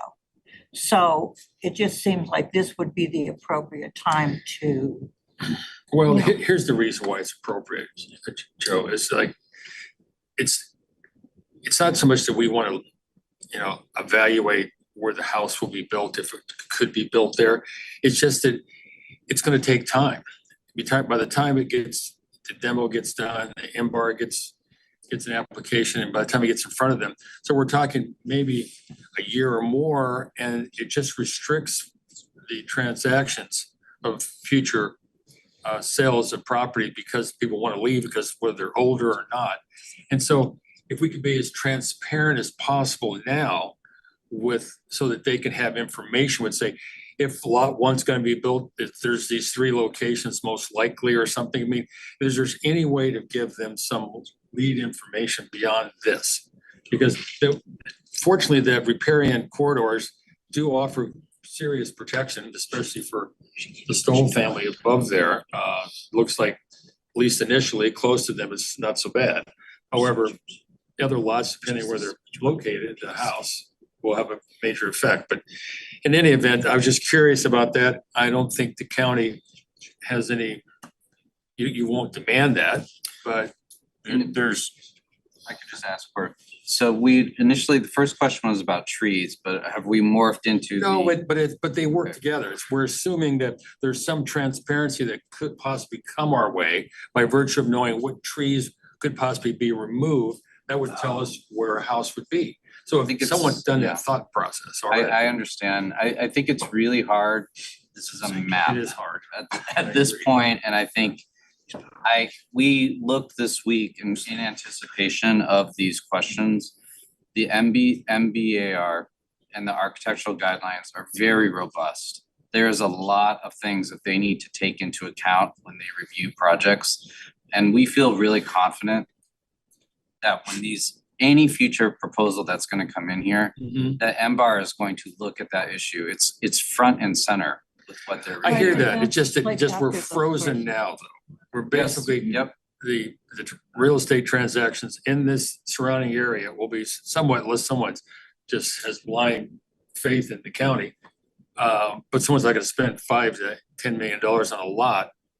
And, you know, it's important. But I guess we're caught in between here. We really can't make that call. But I just would ask the applicant to be as transparent with your neighbors as possible. If whatever information you have, once we get past this stage. Sure. What about conditions of approval that we're allowed to make? Okay, well, that's up, Brian, that's up to you to let us know, or Jeff. So the conditions that staff's put forward are appropriate for what is being proposed at this time. So we don't recommend adding any further Appropriate conditions. in terms of, So the proposal is a track map, lines on a map. So the conditions that are proposed are appropriate for the request by the applicants today. What we're talking about now is speculation on future development that isn't before the commission at this time. So any conditions or anything that is in regards to a future development is not appropriate at this time. And so as Mr. Seward's indicated, the guidelines, the policies, and the ordinance already puts in place a system to address the concerns that you're having, which is future development. So future development comes in if the neighbors have concerns or issues, they have a right to appeal. That would be back to before you on an appeal. But before it goes to appeal, we know there's several visits to BAR that they get to go through that addresses these issues that you're talking about. So we're kind of jumping the gun and getting too far into speculation. So what we're asking is you need to pull back and just look at the project. people after us, I don't think have the same ability to restrict things. They have, like, if we wanted to propose that everything has to be single level that's built on, well, I mean, but I'm just saying that that's, I'm just So Chair and curious like what we Commissioner could Stahl, do. what you can do is set out in the staff report and there's ordinances and guidelines already in place as far as the rights that are available for future development. So we can't go beyond that. And so what we're saying is there's specific findings you need to make today for just a track map. I would just ask this much. If we know that the potential of removal of mature oak trees are X number, and if we had a sort of a unrecorded but yet dotted map area of then how that increases the potential for a building site. We just knew that with no strings attached to it. I Chair believe Felicia, I that think- figure is in the Yeah. I think the slideshow. building envelope, I think you should assume that the building envelope, and it's the dark lines, right? Yeah, it's the black with the white So- dots. In creating a building envelope on a proposed lot, we are basically telling people you can develop anywhere in that building envelope. We Okay. have blocked out all resources or I just- hazards, so. I just think a neighbor would have a key to knowing what that might be, so he could tell his, real estate agent, these trees are subject to being removed, and so this is a likely location for a house that will be 26 feet high, and, can't put story poles up now, but we know what that's gonna affect this lot. And so it may help someone sell a lot because they can at least give more information or sell a house that's worth $30 million or something. It's kind of important that we don't slow up the potential for those kind of transactions with information that's readily apparent or available. But that's all I'm saying. In terms of the mitigation, do all the oaks that you're mitigating the removal of the large ones, do those all have to be replanted on the site itself? We'll go ahead and take that. So they do need to be planted on site. If it's something that's generally what we strive for, is whenever you're mitigating for oaks that have been removed, you want to do it on the site that it was removed from. And as you'll see on the site plan, that the green dots are representing where they would be replanted, and that generally follows the ephemeral drainage as well as the oak creep riparian habitat. So that's actually kind of more like a restoration type of approach. And it's not from your client's perspective or from, you know, the neighbor's perspective, you'll probably see that would have less impact on views going forward because it's already following a natural area where there's vegetation that will be protected. Understand, I see on what I'm looking at is most of those houses are above that, like anyway, on the western side. Yeah. So anyway, I've said what I want to say. Donna, do you have any final comments on this? Well, I don't know, final, I haven't started. Initial comments. You have the floor.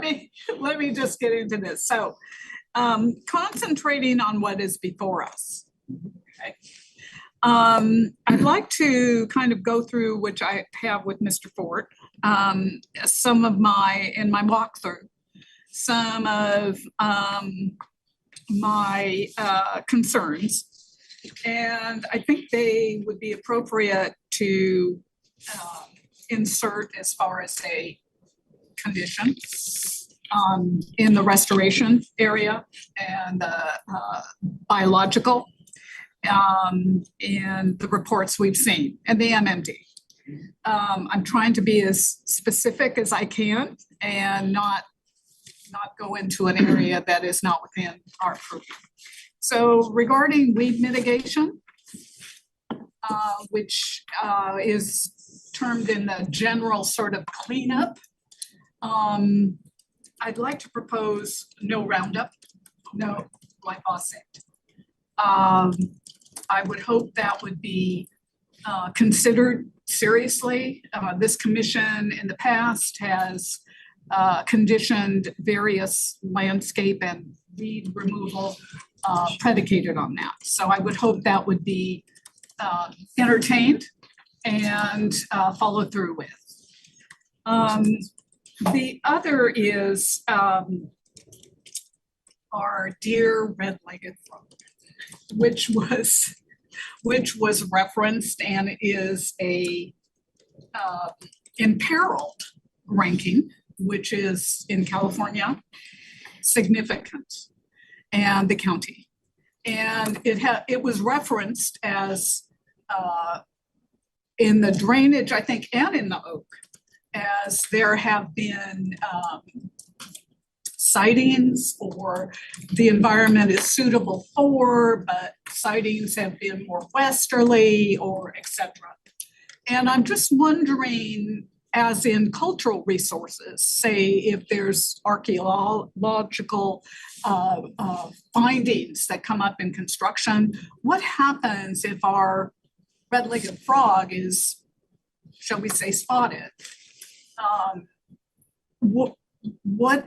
What happens on the other side of the equation? We know cultural resources, stop work, et cetera, et cetera. But what do we do with this imperiled species ranking critter? I think it's of import. I just don't know where you would condition if one is spotted, because they migrate, right? So, and they might, Jessica, you would know all this, right? Jennifer, I'm sorry. Jessica, Yeah. the J, okay, I thought I had it right to begin with. And maybe you can address that, but I think it's of import. And just,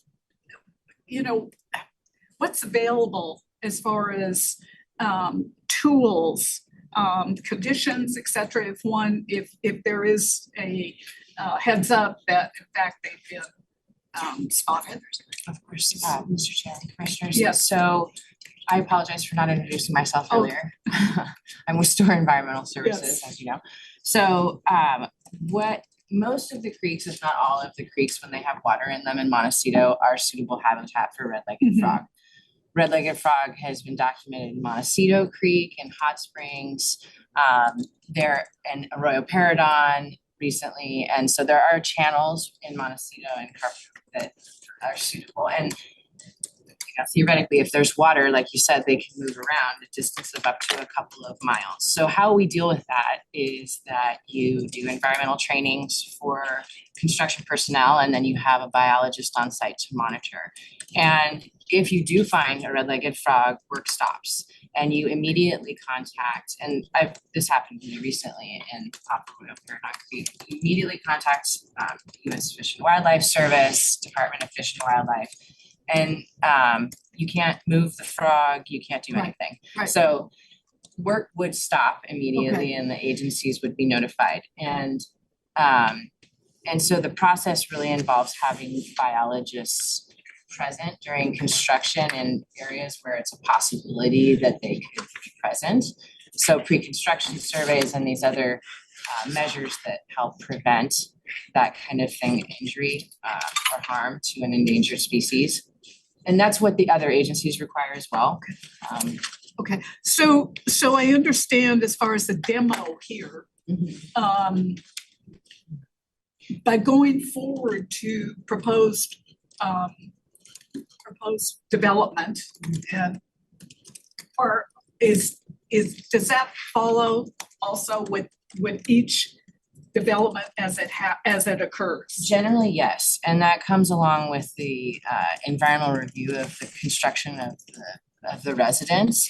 But particularly in Montecito, when that process gets permitted, it also is conditioned with pre-construction surveys and biological monitors and such. So that same kind of oversight would happen for each lot in addition to what's happening with the driveway. So a potential buyer of a parcel would understand that the California red-legged frog could be present, has been present, et cetera, and it's incumbent upon them, correct? They would be conditioned to have biologists around. Yeah. Commissioner Senator, through the chair, so the project is conditioned, the parcel map is conditioned, those mitigation measures will carry over to each subsequent. So the exact conditions that are on this parcel map will occur on the land use permits that will allow construction. It is mirrored. Okay. Correct. Okay. Condition 10 is a pre-construction wildlife Thank you. survey. Okay. So isn't the relocation of trees, rather not relocation, but the replanting of oak trees is really the main. I mean, they're the only anything that's within 50 feet of the creek are those tree planting. So we're not building anything near the creek, so it's really not an issue. Future, we are removing some stuff out of there, but we're not proposing to build anything. So That's a good reason why we don't want Roundup being sprayed.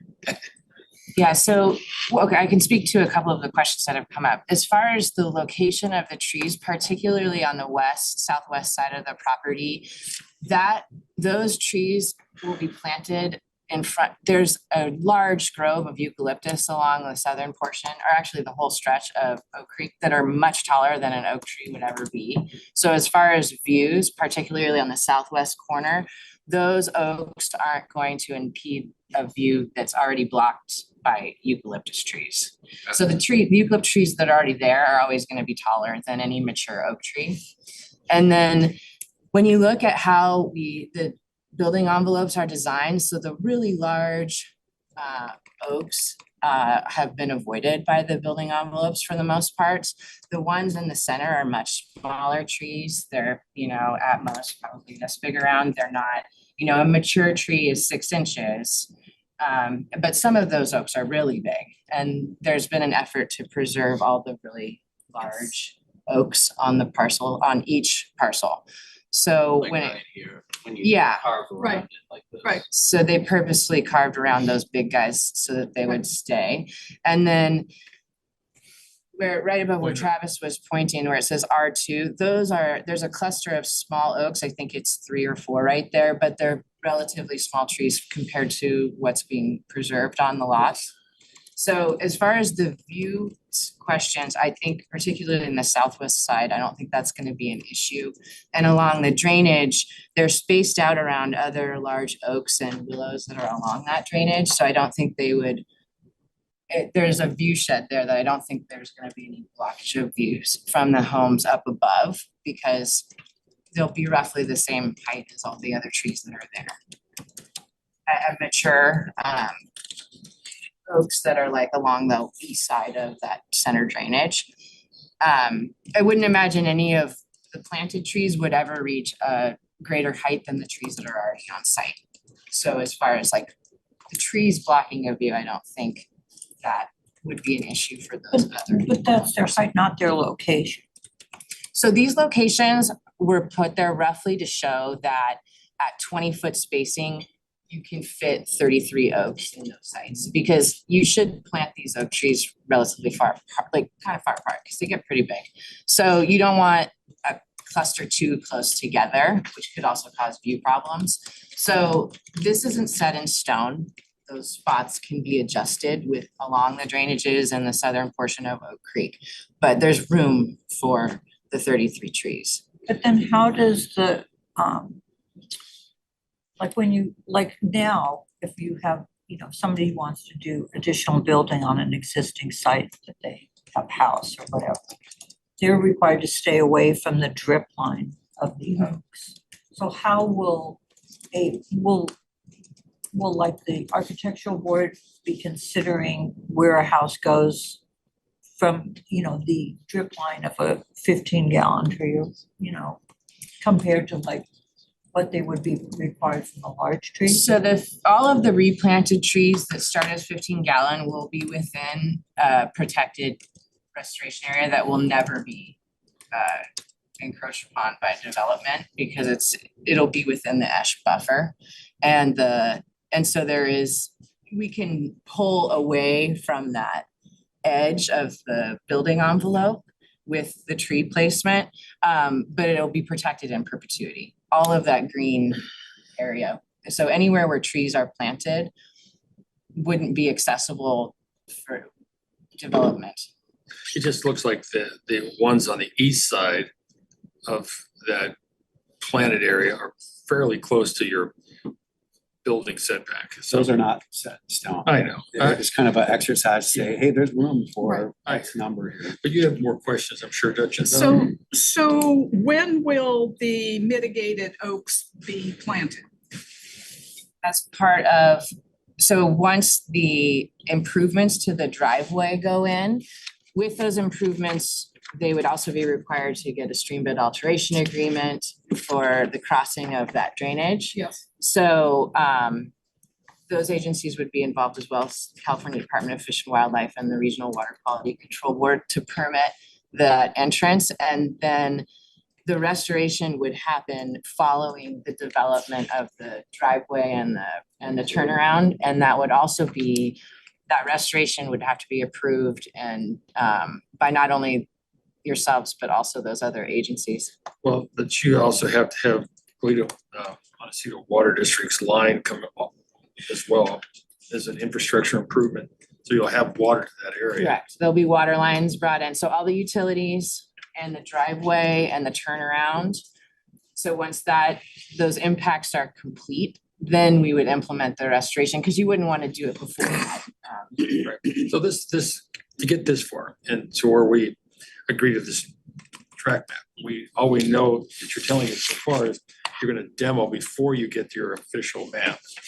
But are you going to potentially put this infrastructure in so you can start the new trees being planted, or what is there a time frame for that, or can you tell us that, or? I'm trying to look and see what the timing was for implementation of the plan. I know we have to do a performance security. So, Mr. Chair, for, I think, the first part of your question, so the demolition of the structures has to be done prior to recordation of the map. As Mr. Ford explained, there'll be new lot lines that would present an issue if there were structures that were existing when the map was recorded. But the construction of the new driveway could not be done until after the map was recorded. Yes. And so they need an entitlement. This entitlement needs to be recorded in order for them to So construct. it kind of answers Donna's question that we won't be seeing trees planted for a while. The trees could be planted without the permit, I guess. But according to the permit, it would not be required until the map was recorded. Adequate water would be pretty difficult. They don't need a ton of. I can't plan. What is the maintenance of newly planted 15-gallon oaks? As far as irrigation, et cetera? And I'm sure it's in the report, I just didn't see it. Is it 3 years? Is it? It's generally One- 5 years It for is 5 native years. restoration. Both, so you would install and you would preferably install in the fall when you have rain coming. And then if irrigation, if we can put in drip lines, that's what I would generally prefer. But if that utility isn't available, you can hand water. And then the trees, there is some growth measures that your success criteria. Correct. So, a certain amount of height per Right. year that you're trying to achieve. And then over a period of 5 years, I think generally it's required that they get to at least 6 feet tall over that period of time. If you're installing 15-gallon, that's from a 1-gallon oak. If you're installing 15-gallon oaks, sometimes they're 6 feet tall already. But you just want to make sure that they're surviving, they're healthy. So there would be monitoring for 5 years. Okay, and would the applicant monitor these for 5 years? Where does that get transferred to as the parcels are sold? We're required to put up a performance security that includes a maintenance component Okay. to it that lasts 5 years. And as far as I believe Mr. Graham will be coming out there at the end of 5 years. And if he will be the one who decides if that security gets released or not, based on the performance and the condition of the trees. So, Oh, go ahead. sorry, this restoration is not the future lot owners aren't responsible for this restoration. This restoration would be completed without their involvement. Okay, but it will go, the lots will probably be sold before 5 years, correct? So the maintenance will be it was incumbent upon whom for the maintenance over 5 years? I can go ahead and jump in here again. Sure. So, Mr. Chair and Commissioners, this happens pretty often with development tracks like this, where you split the lot and then over time, lots are sold. And at the county, what we do is we collect the bonds from the applicant at the time. And so there might be in between the maintenance period, selling of the lots, and we already have the bond in place. And so whoever ends up transferring that bond, the ownership of that bond over, it really doesn't matter to the county because we've already received it from whoever the party was that was the applicant at the time. So when it's released, if we just have to work with the applicant team to determine who to release it to. So it's held by the county. Okay, so water resources, say a drip line, will be established by the applicant to begin with, okay? And so it's charged to the applicant, there's 1 meter, or are there, where is the metering for all this mitigation? It would be the existing meter. There There's is one existing existing meter, Yep. okay, and 1 water well. Oh, private wells. Okay, excuse me? 2 wells. There's 2 wells, okay, and would those be used for this? Okay, so probably, I think they could. We haven't necessarily haven't thought that gone that through far. yet. That okay, gives them an option though. okay. If they were, There's a couple options for Quality water wise. access. Okay, Do we have a water quality report on those wells by We any don't. chance? It's, if I may, course, Scott of Whitman, course. it's the Wilkinson Water Company, a private water company. It's not distillable water, but you can use it for irrigation. And it runs along the Oak Creek. The Okay. easement that was granted to this water company runs along Oak Creek. And under the agreement, we have rights to 3 gallons a minute. It can only be used for irrigation. Okay, Irrigation would be temporary for restoration. You don't want to irrigate oaks for a long period of time, a couple years at the most. So that would be temporary once they were installed. so as far as the development of parcels, the 2 water wells, will they be located, or are they located on a particular parcel, and will those groundwater rights be then assigned to new parcel owner, or is this going to be like an HOA and so it's shared? Yeah, that hasn't really been, like, if you want to know where the wells are located, I can walk up there if that's Sure. helpful. Sure, Yeah, I'd be I have interested. a question though, when you got a will and cancer letter, you did not transfer those rights to Montecito Water Company? I think it's, Okay, all right. Just curious. Something Wasn't to, done since the 70s. Well, they've asked. They did it at Innisbrook. there's a well Oh, yeah, here. well, that was, okay, Yes, which we wanted to, I mean, it might be helpful for those trees and perhaps that area. And the other well is below the tennis court. Here we go. It's right about here. okay. Thank you. Is that the source of water for your family? No, we have Montecito Water District servicing. We use it just for irrigation. Got it. Okay. I will continue with some questions. Thank you so far. So as far as being in the FEMA advisory flood mapping, could someone kind of go into that right now? I know everything's in flux, another 8 months, we might know more, et cetera. But right now, it's for construction, it's 2 feet above BFE. Is that correct? It's above the advisory flood elevation for now. Once new maps Right. are recorded or set, then that would be a BFE and it would be 2 feet above the BFE. Okay. Whatever that ends up being. Okay, so the zoning right now, as far as flood in this whole area is what? The zone, it is within the flood recovery mapping area.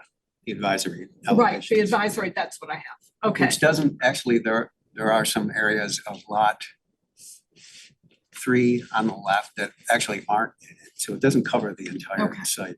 okay, And we do anticipate,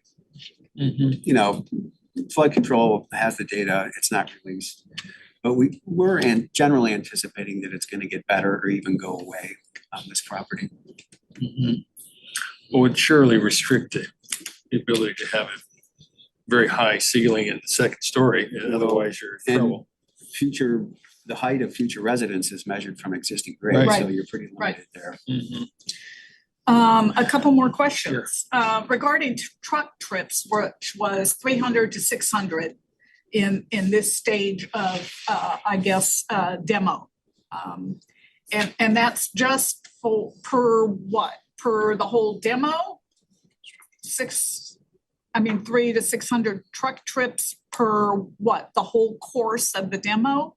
Or is it per week, or is it per day, or is it per what? I believe that was estimated by the M&D consultant, based on the size of the house, the size of the accessory structure. It's all the The demo, all the totality demo, of the yes. demo would be between fallouts of debris, et cetera, Yep. of 300 to 600 trucks a day. And that is in traffic circulation and monitoring and et cetera, et cetera. Where it's disposed of depends on. TBD, whether it's Concrete or whatever. Okay. Yeah. Okay. And the other is, as far as dust control, it'd be helpful to have non-potable water. If we could have recycled water. I prefer not to use groundwater. They still have, the aquifer has still not recovered. But if possible, I know we've asked them in the past, if possible and available. I know APCD usually has that in their standard conditions but I would just like to make an asterisk to that. Question, the MGMO, is that still applicable here, the growth ordinance because as I recall in the rezoning, whatever, there was a strike through that it was going to be immediately extinguished in general. And I don't know if that's true. I don't know what's happened, but is it applicable here? Is there a credit? What do you a credit to? No, it's not applicable for this. It is project not. area. It is not, yeah. And that is because, Working with the state on the housing element, we got feedback. I'm really speaking off the top of my head here a little bit. We got feedback that the ordinance, Alex, Cannot be applied in the urban area. yeah, it can't be applied in the urban area. it cannot. It cannot, yeah. Right. So, That's what I recall. yeah, But there was a reference to MGMO and the credits somewhere in the documents we've seen. And that's, it was addressed and referenced, but I thought it was specific to, in fact, yes, it did apply. So there was a conflict there from what I read in the past, at least proposed. I don't know if in fact, okay. When we Steve? first applied, Yes. we thought it was going to apply. And we were prepared to work through the Right. MGMO process, but state law has changed in the meantime. Okay, so I am It correct. doesn't apply now. Okay, Yeah. so that is done with, extinguished. It is no, there may be some areas of the Montecito community, maybe we're trying to map that out. But this one, we pulled it out because it just didn't apply. okay. Yeah. Okay, well, that's good for future, Yeah, right? Yeah. Reference that, in fact, it does not apply Yeah. any longer. we're working on trying to get a map together or something. Okay, Yeah. okay. So you can come back to the other questions, but well, it's still fresh in my mind, so I don't forget it. Being an old freeway builder, I look at this demo and I just driving to meet you there. There's just putting in those transmission poles, whatever they were, telephone poles. I mean, this is a very tight, private street that it's not private, it's public, but it appears to be private. So was there a demolition plan put forth? We're conditioned to give them a transportation management Right. plan. That'll Because that's have a gonna, haul route. that's gonna really introduce you to the community. We will have to designate a haul route. Yeah, because And there's traffic control is there's no good necessary. route. I mean, you come down to the heart of Upper Village or you go up to the mountains. You're kind of like the Nets, you could have used a helicopter here to remove your stuff. But anyway, I guess that's something somebody else will deal with later. Go ahead. I'm just curious, when the drainage is going to be addressed? Because there's properties below, and especially that easement below. If we have a big rainstorm or something, and that gets too much mud or different things that have happened in the past, it would make sense to me that the drainage is addressed immediately. Yep. For the installation of the shared driveway, there is a drainage plan associated with that. That'll have a And for the basin. demolition, because I mean, if you're if it's in a state of being demolished and then we get a big rain Right. and For the- everything, The it's. areas to be demoed. Well, fortunately, the area of the demo is really located on the north section. We'll have to Right. take care of erosion and sediment control, give them an erosion sediment control plan. Possibly even like reseed those areas and make sure that, we're not just leaving exposed dirt where that driveway and that house were. And then It's just again, more along the southern border There's that, nothing down runs there. along the easement. But there won't be any disturbance. activity in that area until someone proposes a house. And when they do, they will have to go through, a stormwater plan, get that approved by Project Clean Water at the county. And they'll have to manage their drainage with specific to the house and the site that they propose in the future. But I mean, I was on that easement after the debris flow. And a lot of stuff was in that creek, and I'm just saying that, I think the drainage should be prioritized in terms of how it could affect the people along that easement and even the people below them to just have egress and Yeah, egress. anything that's proposed, including that driveway, gets reviewed by flood control and has to be, controlled on site. flood control and the building department as well. In planning in terms of erosion and sediment control. Unless you plant trees, you're not gonna mess around with this riparian rights anyway, so. So it's gonna be like it Not was touching the creek, no. at the, 5 years ago. Right. So they don't have that much added responsibility till they upset the soil, and they don't have any plans to it till you get permits.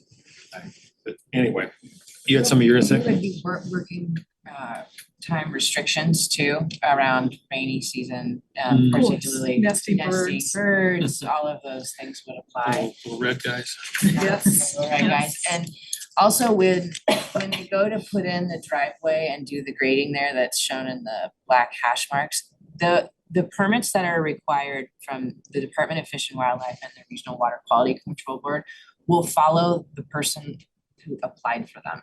So that 5-year monitoring and maintenance period for those permits will follow the applicant, which would be the group. So regardless of the changeover in the property and the county's jurisdiction, the applicant would still be responsible for fulfilling their permit requirements, which would basically mirror the county requirements. Sometimes they're a little bit more stringent, actually. Question for you, Joe. I mean, there's this kind of a 3-phase situation here. We get this plat approved and they do the demo. And at some point between that and the house is built, there's an infrastructure package that will come to you that will, and put those improvements, whether it's the water lines for the water district and utilities, whatever, that goes on.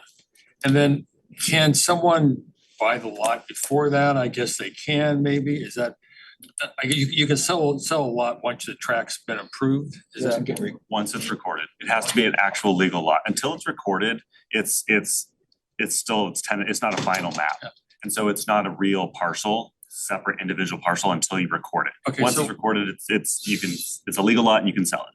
Okay, you can sell it, but you probably can't do anything until the infrastructure package has been in place. Is that correct? Or How do you mean anything? No. well, I mean, decide to get architectural plans going and present to MBAR. Could this be going on jointly? It could be going on jointly. Well, yes, it could be going on jointly. If you had a separate property owner that wanted to start developing plans, they can do that. Because it's not a recorded lot and they don't have a new APN, I don't think they could open up a new application under that APN for each individual lot until it is recorded. Well, I just think that once you build infrastructure and you start building houses, there's gonna be an impact on that infrastructure.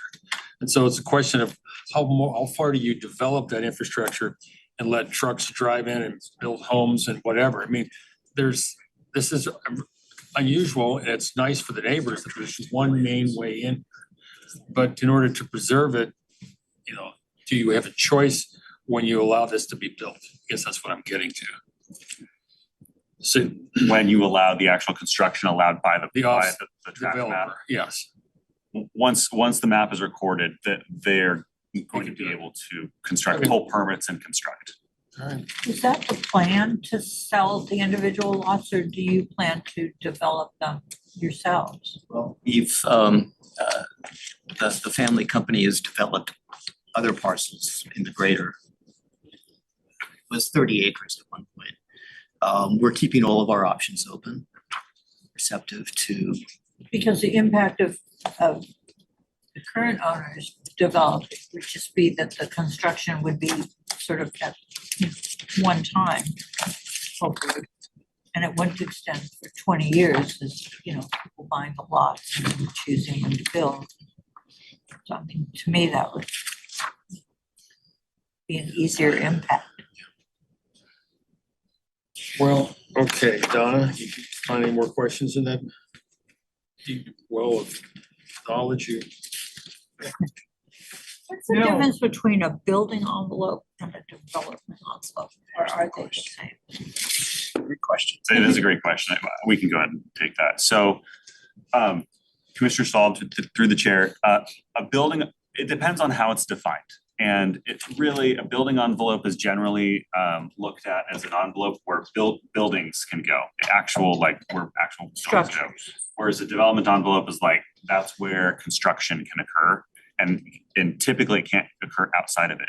But that's up to how we define that envelope in the environmental document that's produced. So in this case, the development envelope is generally where all the development can go. And then, of course, there are areas outside of the development envelopes where there is going to be development that occurs, but it's approved as part of the map. So the access road, the turnaround, the stub outs for the utilities, all of that's going to occur generally outside of the development envelopes, but it's approved as part of the map.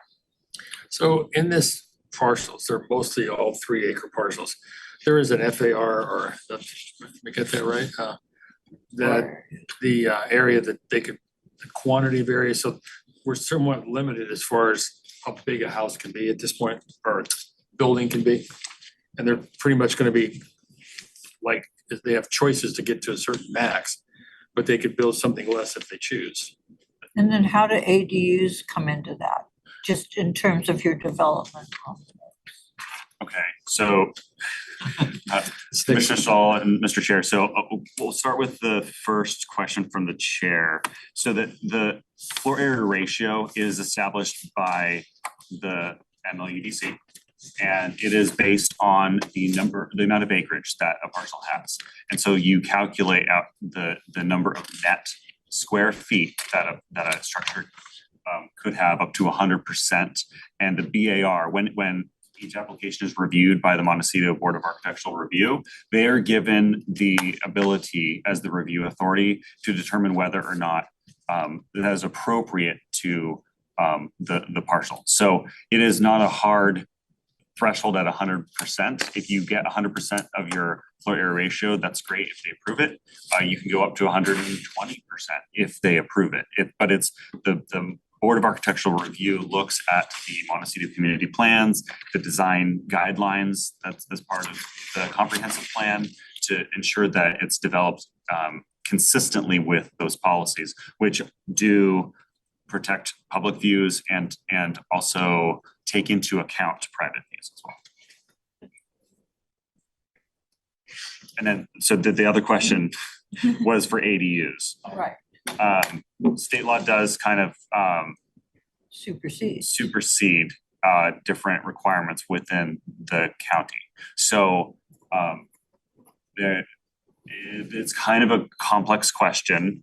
There are a number of different categories of ADUs that could be developed, and depending on the size of the ADU, whether it's within an existing structure or not, it could be located outside of a development envelope.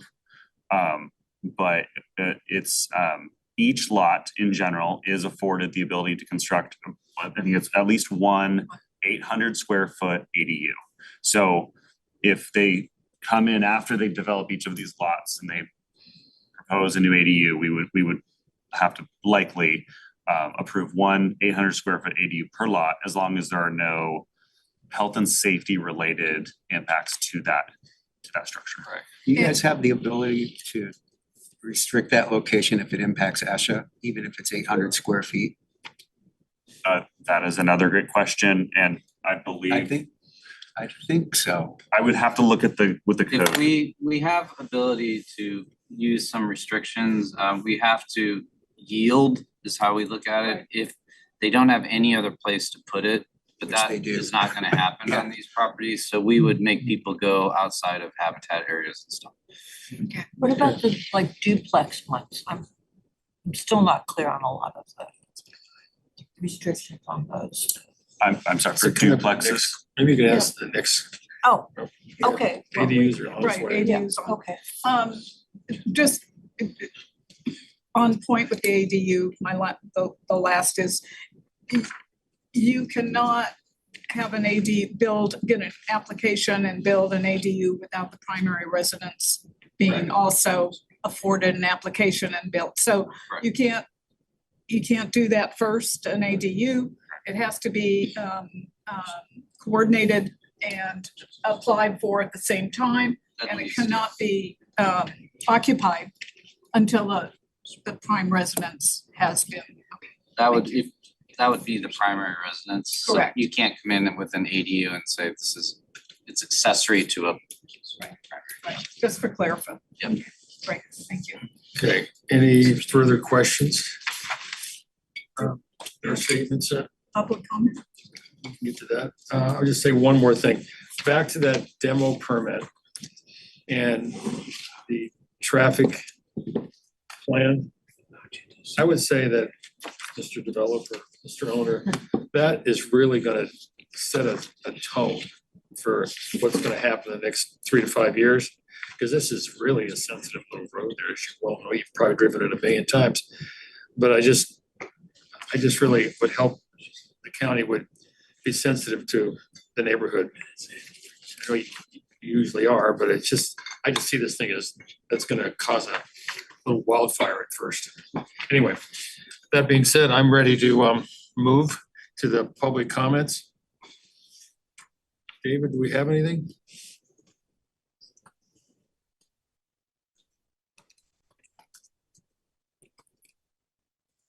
We don't have anyone online. I haven't received any speaker slips. Is there anyone in the room that'd like to speak on this item? Appreciate your comments. I'm Actually, Jerry Fee and I think his daughter Katie. Sir, can you come over here? Because the mic's up. I think there's one over there too. Oh, is there a mic up there? Oh, okay. The Never green. mind. Got excited. You were good, but come on up, you can speak anyway. Here, I saved you a seat, sir. Thank you. Tell us who you are. So I'm Terry Fee and daughter Katie Fee, and we live at 753 San Ysidro Road, which is the corner that the trucks are going to be going around. So that's, we appreciate your comments and your thoughtfulness on that, because right now there's construction farther up the street. And we deal with this all the time, so, but, you know, we couldn't afford to buy all the land, so we're gonna have to live with them. So we're willing, you know, it's good that you can at least have hours. I'm sure there'll be certain hours during the day, probably not on the weekend, where the trucks will be coming around. So There's a lot of restrictions. Right, Yeah. and there will be posting, I'm sure, to phone numbers where the community can call if they have, you know. One of our conditions is a notice to the neighbors of when that activity's gonna happen. Okay, great. Like what's the requirement for which neighbors are notified? I think it would be 300 feet. For noticing. Noticing the neighbors, is it 300 feet? From the It's the property standard. line? From the property line, yeah. No, if you're gonna have truck haul, you gotta notify where from the truck driving lane is. So there's like half a dozen homes on San Ysidro that would be noticed as well. This is for a land use permit? What is it? I'm We sorry. have a Truck condition that, removal. about noticing when we're going to demo. I'm sure it's in there. I mean, it's not the first rodeo of hauling trash off the Montecito plains. But it's a tight street. That's my Sure. point. Yeah. Anything over here I'm missing? Just when you're done with the public speaker, if you could just state his name and address Yeah. for the record again. So yes, say it one more time, please. Okay, my name is Terry Fee and our address is 753 San Ysidro Road. Okay, well, thank you for coming and showing up, Thank you. being present. Okay, anybody else, Mr. Villalobos? Can't tell how I should call you. David. No, I've not received any additional requests to speak unless anyone changed their mind. So, just in case the public doesn't know, we don't do story polls at this juncture. But it will come later, I'm sure. You know, in an ideal world, we would know where the house is gonna be built, we'd be able to see it, but we're not living that world right now because it's a long way from when someone's gonna break ground. Okay, so. We wanna put something forward? Oh, can I just ask a quick question about what you said? Yes, you may. The location of actual structures on each lot, does that have to wait until the owner of each lot applies for a building permit so that in what Ron was speaking about earlier, like none of the neighbors will have any idea what could be built on the house next to them, below them, in front of them, until an applicant actually applies for like the architectural board. And until they submit for a design review MBAR application and or a land use permit to build the house. They would get notice. I think you could, just possibly, if requested, you wouldn't have to, but generate a map that shows that because we're moving these trees out, the 9, if you get permission to move them out, but you won't know that for how long? Until someone decides to propose a Okay, house. so we're back to down the road. But okay, I guess you're a good neighbor and I know some of the neighbors know you. So if they really wanted to, walk on their property with a potential Absolutely. buyer, you could probably assist them, right? Full cooperation. I've met with Mr. Stoll, who I believe did do a comment. And if you look at one of those maps, you can see a corridor for his view. I've been on his patio, I can see that. So I want to be, and we have been good neighbors. And that will continue. Okay, so do we have any, we're not gonna put forth any conditions, I would think, here at this point? Yes, we're going to try to get Okay. somewhere in the, maybe riparian restoration. I don't know where the weeding and to eliminate Yes, the Roundup condition. Is that where it would go? Where in the conditions would that go? Mr. Chair and Commissioners, I think if the applicant is willing to consider these additions, perhaps it could be a sentence or two in the project description. Great. That would just state what the applicant is choosing to do. Great. Is the applicant amenable I to will that? consult with them. I thought that they outlawed Roundup years ago. No. For restoration, it is used. There's a lot of restrictions on when it can be used by both the Regional Water Quality Control Board and the California Department of Fish and Wildlife. Wind speeds, rain, and things like that. And there's specific types that can be used near water, like Aquamaster, things like that. So, but we can put in the project description, no herbicide use, and then accomplish the restoration doing hand removal. weed whacking. And weed whacking, yeah, so, yeah, the habitat restoration plan can be structured to accommodate that. And so there'll be language inserted where in the project description that we don't see now, but it's We assumptive. would like to see it. You could direct us to add it. We can Okay. add it before we approve an issue. Okay, that, Go ahead. okay, yeah. And as far as the using recycled water, I think that does come under APCD as a condition, if at all possible. So I don't know if we need language to that. We can talk to APCD. Yeah, on that'd be that. great. Yeah, And okay. then if groundwater could, shall we say, not be used, if at all possible. So, Mr. Chair and Commissioner, sorry, I know staff is very desirous to move this forward, but it's starting to be a little ambiguous as far as what you're requesting and how it's gonna be implemented. So if we just take a pause, so the project description, we're gonna add a sentence saying no herbicide will be used during restoration. So is it using recycled water where feasible? Yes. Under the restoration? So we just need to be very specific because You could say when we if end, possible. then we're To the done. So we maximum just wanna make extent sure possible. we're specific on what we're asking. Well, those two things I think are fairly specific. If she says if possible. For Okay, the, so Mr. Chair, to the applicants and staff, that's the project description add-on. So we have 2 add-ons now.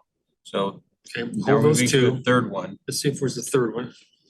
Are you looking at me for a third one? I'm No, counting. we don't have to have a third No, one, we but don't. No, I don't see a third one. Okay. and we just, Chair, if the applicant would just agree that they're okay with those conditions. With respect to the groundwater, for instance, the Wilkinson Water Company, where Yes. we have the easement for 3 gallons a minute. Yes. Would that, I mean, I guess if we have to use the Montecito Water District line, then we're talking about lots of irrigation lines.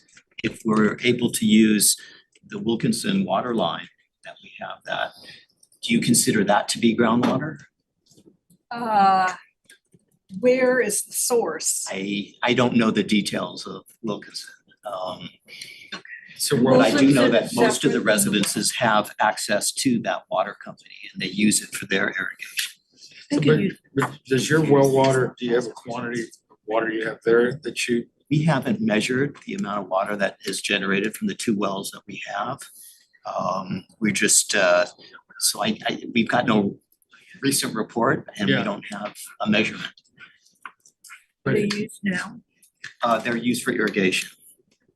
We've got some citrus trees and we've got, avocado trees that we run lines from.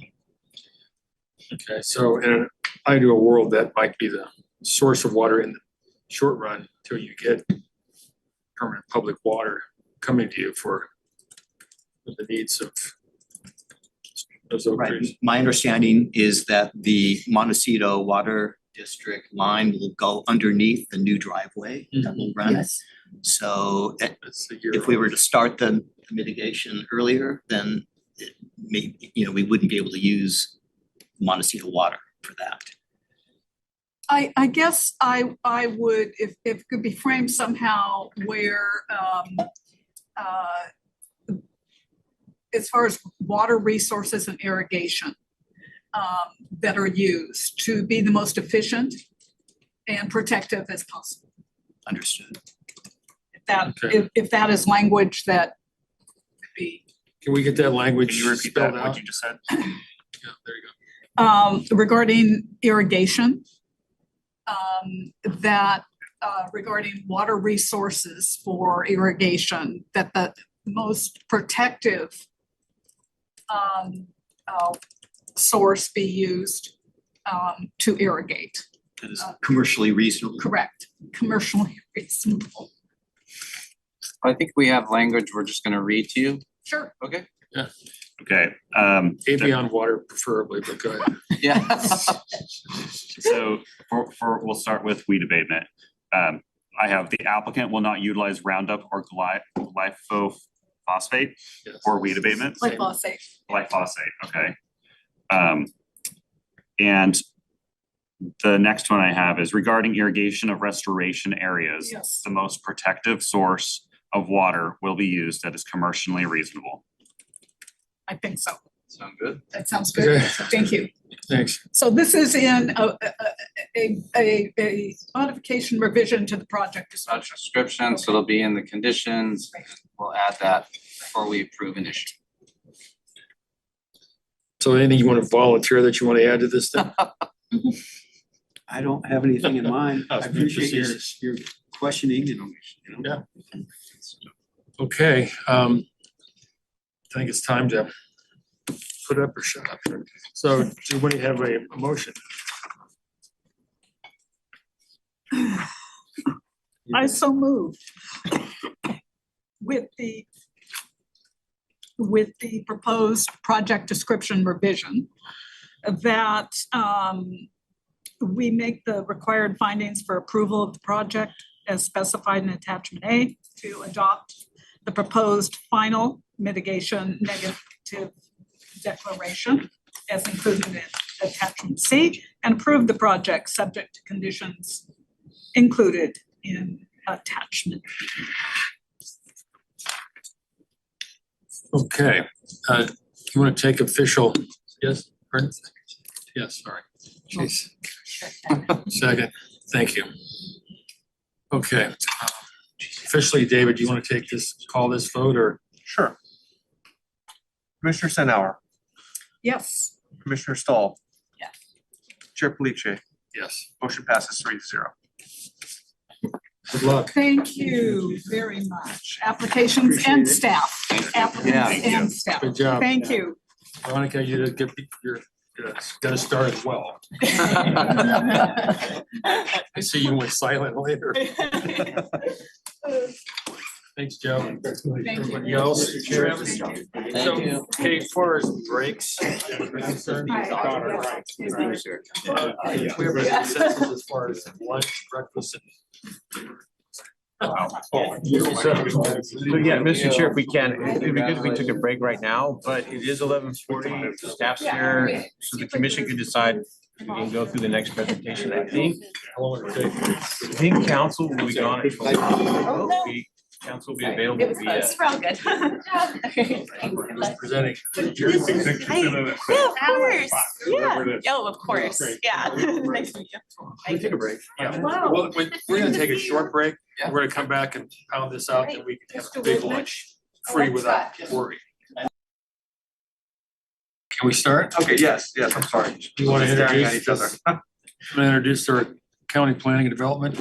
Let me read the item on your record.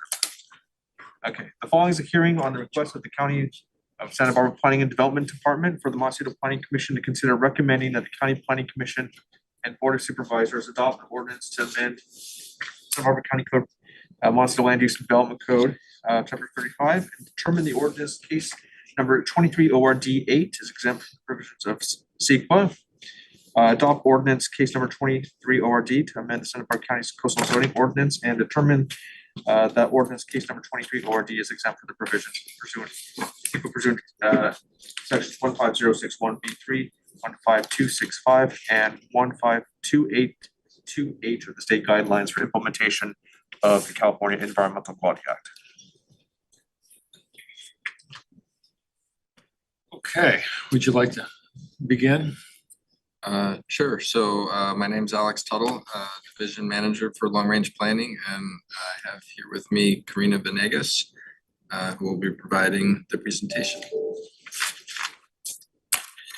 Mr. Chair and Commissioners, again for the record, my name is Karina Venegas Martin, and today I will be presenting the ADU, SC, rezone, and minor ordinance amendments.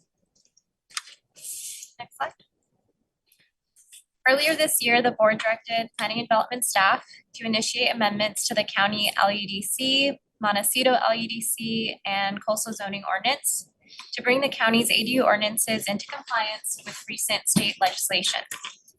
Additionally, staff prepared a set of minor ordinance amendments to correct and clarify existing text provisions that I will discuss further in a later slide.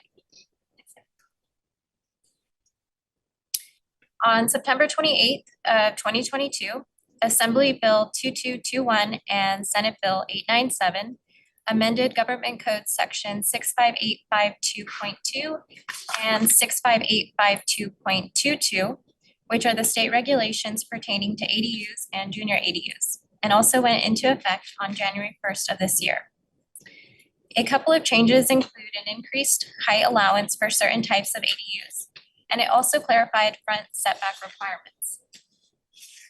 As this new legislation became effective, certain provisions of the county's ADU ordinance became inconsistent with state law, and accordingly, staff has drafted amendments to the MLUDC and coastal zoning ordinance to comply with state law, and has also revised and clarified existing ADU regulations based on learned experiences and to help remove barriers for the construction of ADUs.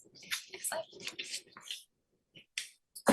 Proposed MLUDC and coastal zoning ordinance amendments are included as attachments C and D to the staff report. The coastal zoning ordinance amendment contains some differences to ensure consistency with the California Coastal Act. And additionally, the coastal zoning ordinance includes the uncertified 2021 amendments, which have been updated to comply with the 2023 legislation.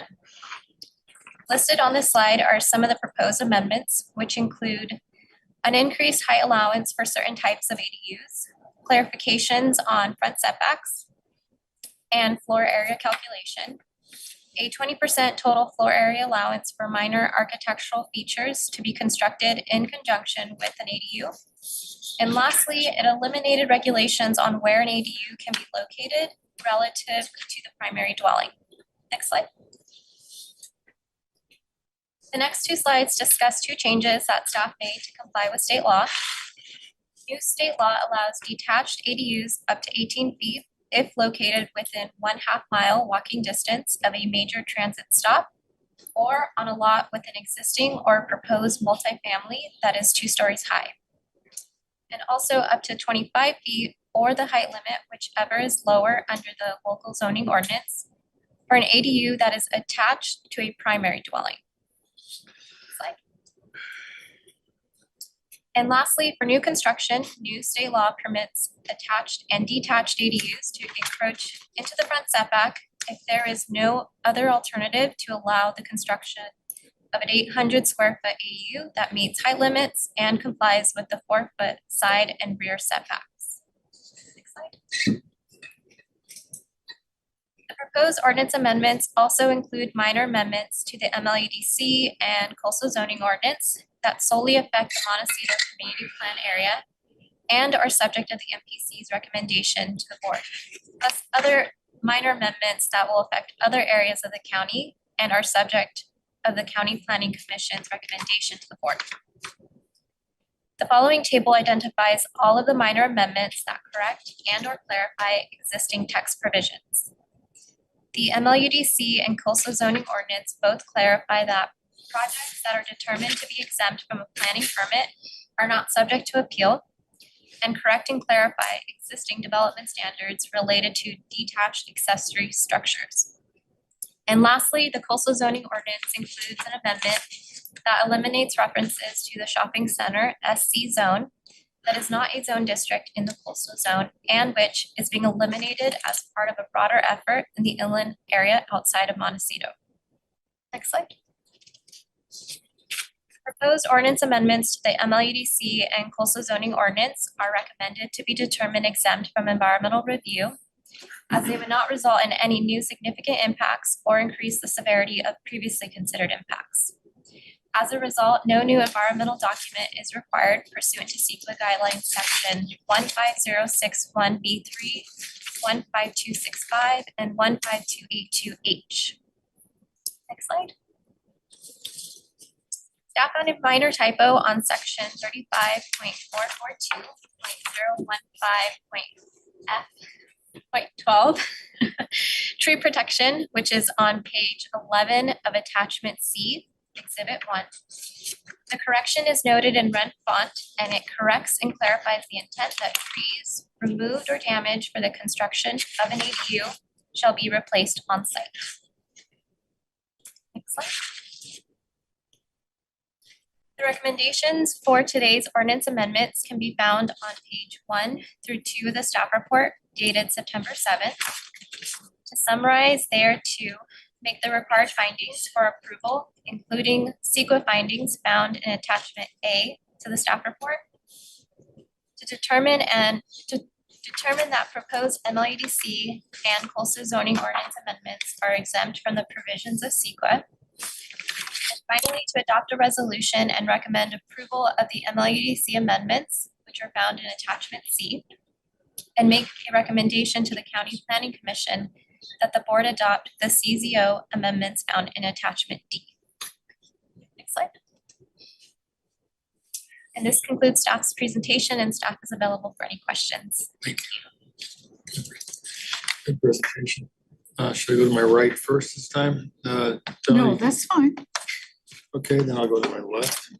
Oh, just for clarification, the state laws are already in place and we're just right now out of compliance with state laws, which this would bring us into compliance, is that correct? Commissioner Stahl, through the chair, yes, that is correct. We are bringing our current ordinance up to compliance with the 2023 legislation. Okay, and secondly, this will make the coastal and inland zones within Montecito consistent with one another. So we really will only have one set of rules for all of Montecito rather than the way it's kind of hit or miss right now.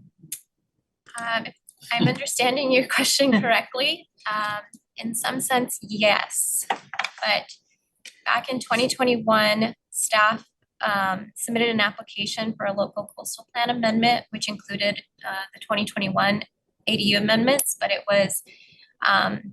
it did not ever get certified. There were some things that staff needed to respond to, and one of those being a parking study.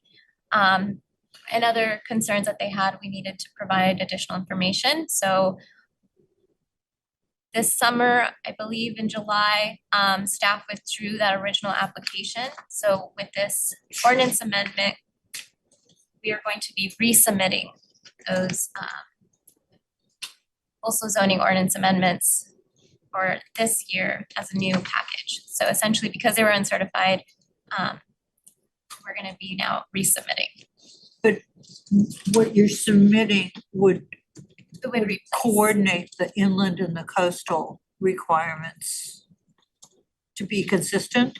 That's So can I, sorry, or Alex? Mr. Chair, Commissioner Stahl, there are a couple key differences between the coastal zone and the inland area. Because within the coastal zone, we still have to sort of thread the needle between complying with state law on ADUs, but also the Coastal Act, which has its own set of provisions. So a couple key differences that we will continue to see between the inland and coastal are requirements for replacement parking in certain locations. If you're, for example, converting a garage to an ADU within a portion of the coastal zone, you'd have to provide replacement parking. Whereas in the inland areas, you do not.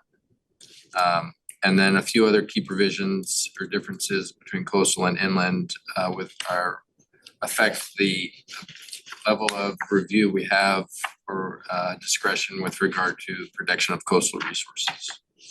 So we have a little more authority and control over the placement of ADUs when it comes to things like biological resources, environmentally sensitive habitat, things of that nature that we don't have the authority to regulate in the inland area.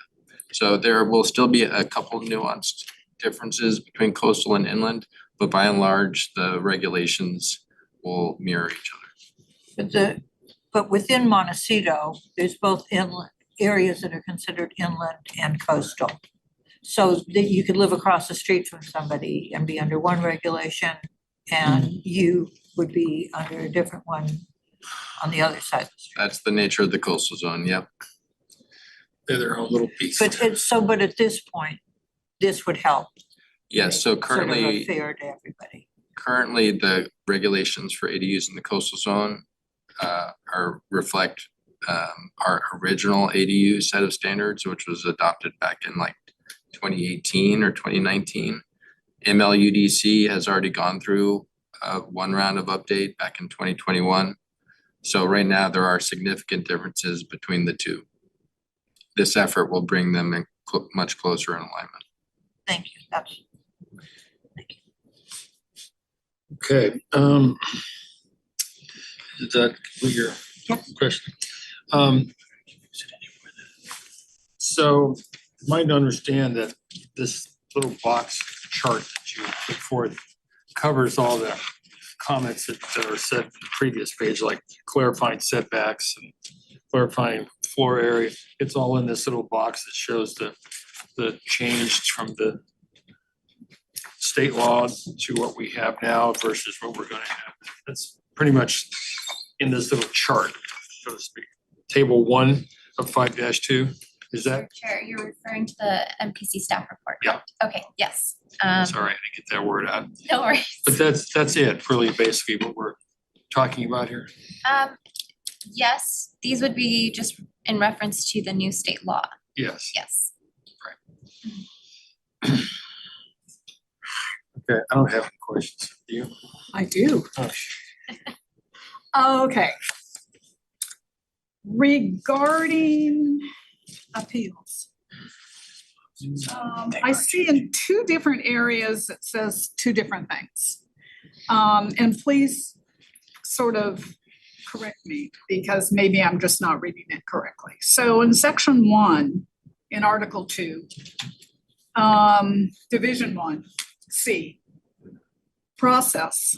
Any determination made by the director that a use, activity, or structure is exempt from the planning permit requirements of this article in accordance with this section is final and not subject to appeal. Okay. A little bit further on in section 33, division 12C, it says appeals regarding accessory dwelling units and junior. The grounds for appeal of an approved or conditionally approved CDP are limited to, and it follows. So kind of thread that needle because it's clear, the language seems to be Okay, Yep. so can we clean that up somehow? I mean, what, please inform us. Mr. Chair, Commissioner Cenower, I don't believe a change is necessary, but let me try to explain. That provision you referenced in section 1, this is an overarching change to the code. So any determination that we did make as a department that an activity is exempt from a permit, meaning no permit requirement, that No is planning final, permit. no planning permit, that's final and not subject to appeal. ADUs in the coastal zone are not exempt from a planning permit. They require a coastal development permit. So the appeal language particular to coastal zone ADUs would not overlap with this determination that an exempt activity is not appealable. Okay, so one references an ADU and the other does not? Is that what you're So saying? ADUs in the coastal zone require a coastal development permit. Correct. Which are so- appealable. Which are appealable, subject to the normal terms of Okay. appeals. Okay, The And other one- statement is saying that if we determine something to be exempt from a planning permit, for example, 120 square foot shed, right. no utilities, currently exempt from a planning permit, we make that determination, that's not an appealable decision. Okay, So that, we're talking about two different things. we are. Okay, thank you. Yes. That was my sort of confusion because they seem to, they're referencing totally different. Referencing totally different sections of the code. Right, right. So how about noticing in Article 2, ADUs? Are ADUs noticed to the neighbors at all? Is there a noticing requirement or signage, et cetera, versus Right, so, the different? Mr. Chair, Commissioner Cenower, in the coastal zone, because an ADU requires a coastal development permit, it would be subject to the same noticing Okay. provisions for any coastal development permit. Okay, In the inland area, ADUs are exempt from a planning permit, they only require building permits. So there's no noticing required in the inland area. okay, Yeah, our proposed update doesn't address, Right. make any changes there. right. There was a reference and in my notes and this, I guess I haven't. Oh, public view. I wonder, if that was probably Article 2. There was language that's if public view is significantly is impacted by a proposed ADU, okay? That's a indicator of a review. And the determination is, I just wish I could find the language. It's, I'm trying to figure out who would be who would determine significant impacts to public view. And with public, I mean, who would it be? The director? Would it be, okay, so, Mr. Chair, Commissioner, yeah, any review of an ADU and its consistency with the development standards would be the director or designee, which right, is of staff. course. And is there, there's no criteria for significant. In other words, the determination of significant is discretionary to who is making the determination. In other words, it's pretty vague. Significant is not, there's no definition of significant. I mean, not personally, I know what significant would be to me, but Mr. Chair, Commissioner Cenower, this is another one of those instances where we're threading the needle between meeting ADU state requirements while also complying with the Coastal Act right. requirements. So it is Article 2, okay. Coastal Act has a provision essentially protecting significant public views from Right. development. And so this is one of those instances where staff would have to look at a project and make that determination, just like they do with any other development in the coastal zone. And if the determination was made, and since it is subject to appeal in the coastal zone, then a neighbor could weigh in. Correct. Okay. ADUs still have to meet all the height requirements and are limited in size, so I think the likelihood of having an ADU that would trigger that finding would be pretty low, but it's in there just to be consistent with the Coastal Act. Regarding the must yield protection, could you explain that? What that references exactly? Does it have to do with the location of an ADU in proximity to the principal residence? What is that term referencing? Commissioner Senhar through the chair. So the must yield provision essentially is to clarify that an attached or detached ADU may encroach into the front setback if there is no other alternative location on the lot or parcel to construct an ADU. That's a minimum of 800 square feet, or up to 800 square feet that meets the height requirements as well as the rear and side setbacks. So what it's saying is that without, conflicting any other applicable standards such as, height, setback, and grading, it must yield to allow for that front setback encroachment. And that's kind of driven by state law. Yeah, so just to add to that, state law says a jurisdiction cannot place restrictions that would prevent an applicant from developing up to an 800 square foot ADU. And that is inclusive of front setbacks. So we've been, as a jurisdiction, much like many others, very protective of front setbacks. And so we have this language in here to make it clear that front setbacks would still apply. However, if there is no other suitable location, that provision must yield in order to allow that 800 square foot. In the coastal zone too? Coastal zone too.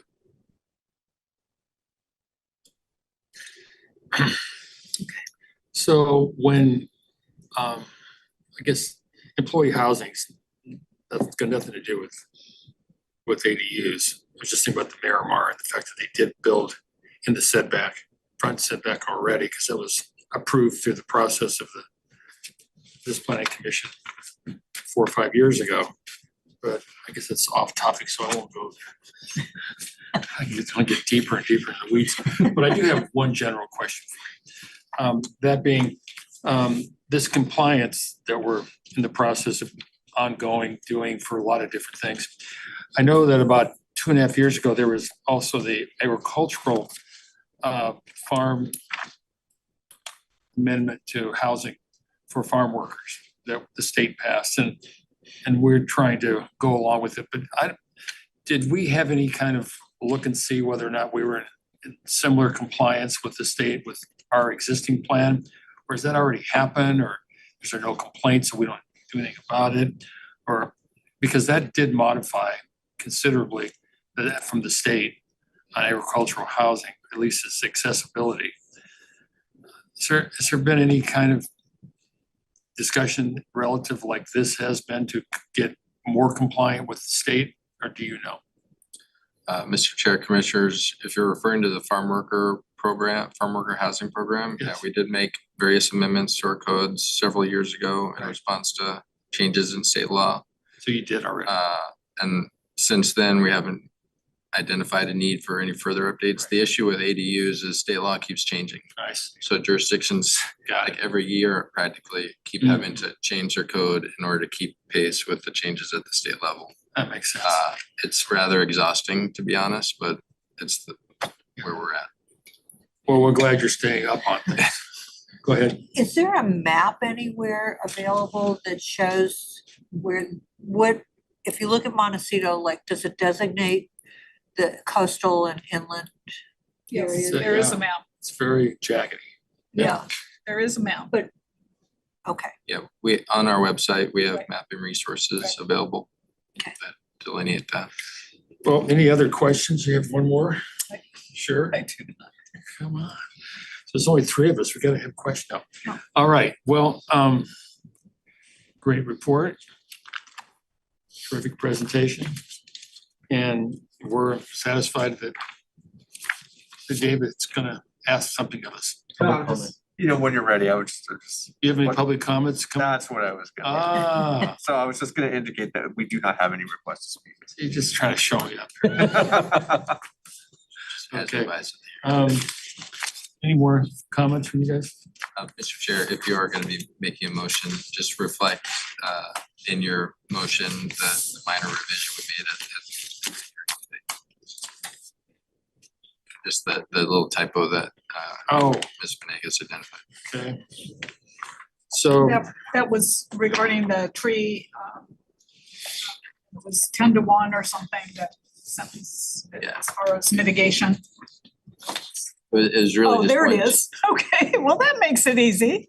It was just, one little minor Okay, correction. okay. 5, does that say 5-1? 5-1 with 15-gallon. Interesting. So it's not 3-1, it's 5. Okay. so, since you did a good job talking about the adoptions before, you want to tell us what we are going to vote on here? Or do you not? Can you put it back on the slide? The recommendations? Recommendations for the ordinance. Yeah, so move, Station. you could just make it really fast, move staff's recommendations with the Yes. revisions Okay, as all right, discussed. a motion. Anybody? I so move to recommend staff's recommendations. And the ADUs before us. And just for clarification, what goes, Article 2 goes to PC and then the board? Otherwise, it's to the board from us. For the MLUDC. Right, okay. And so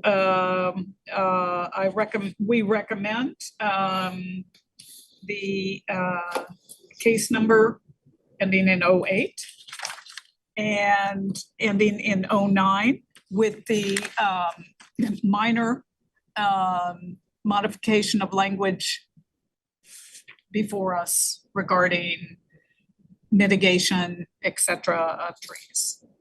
Right? That works. All right. Okay, I'll second. you want to take a vote there, David? Commissioner Senauer, Yes. Commissioner Stoll, Yes. Chair Pliche. Yes, Motion passes 3-0. thank you.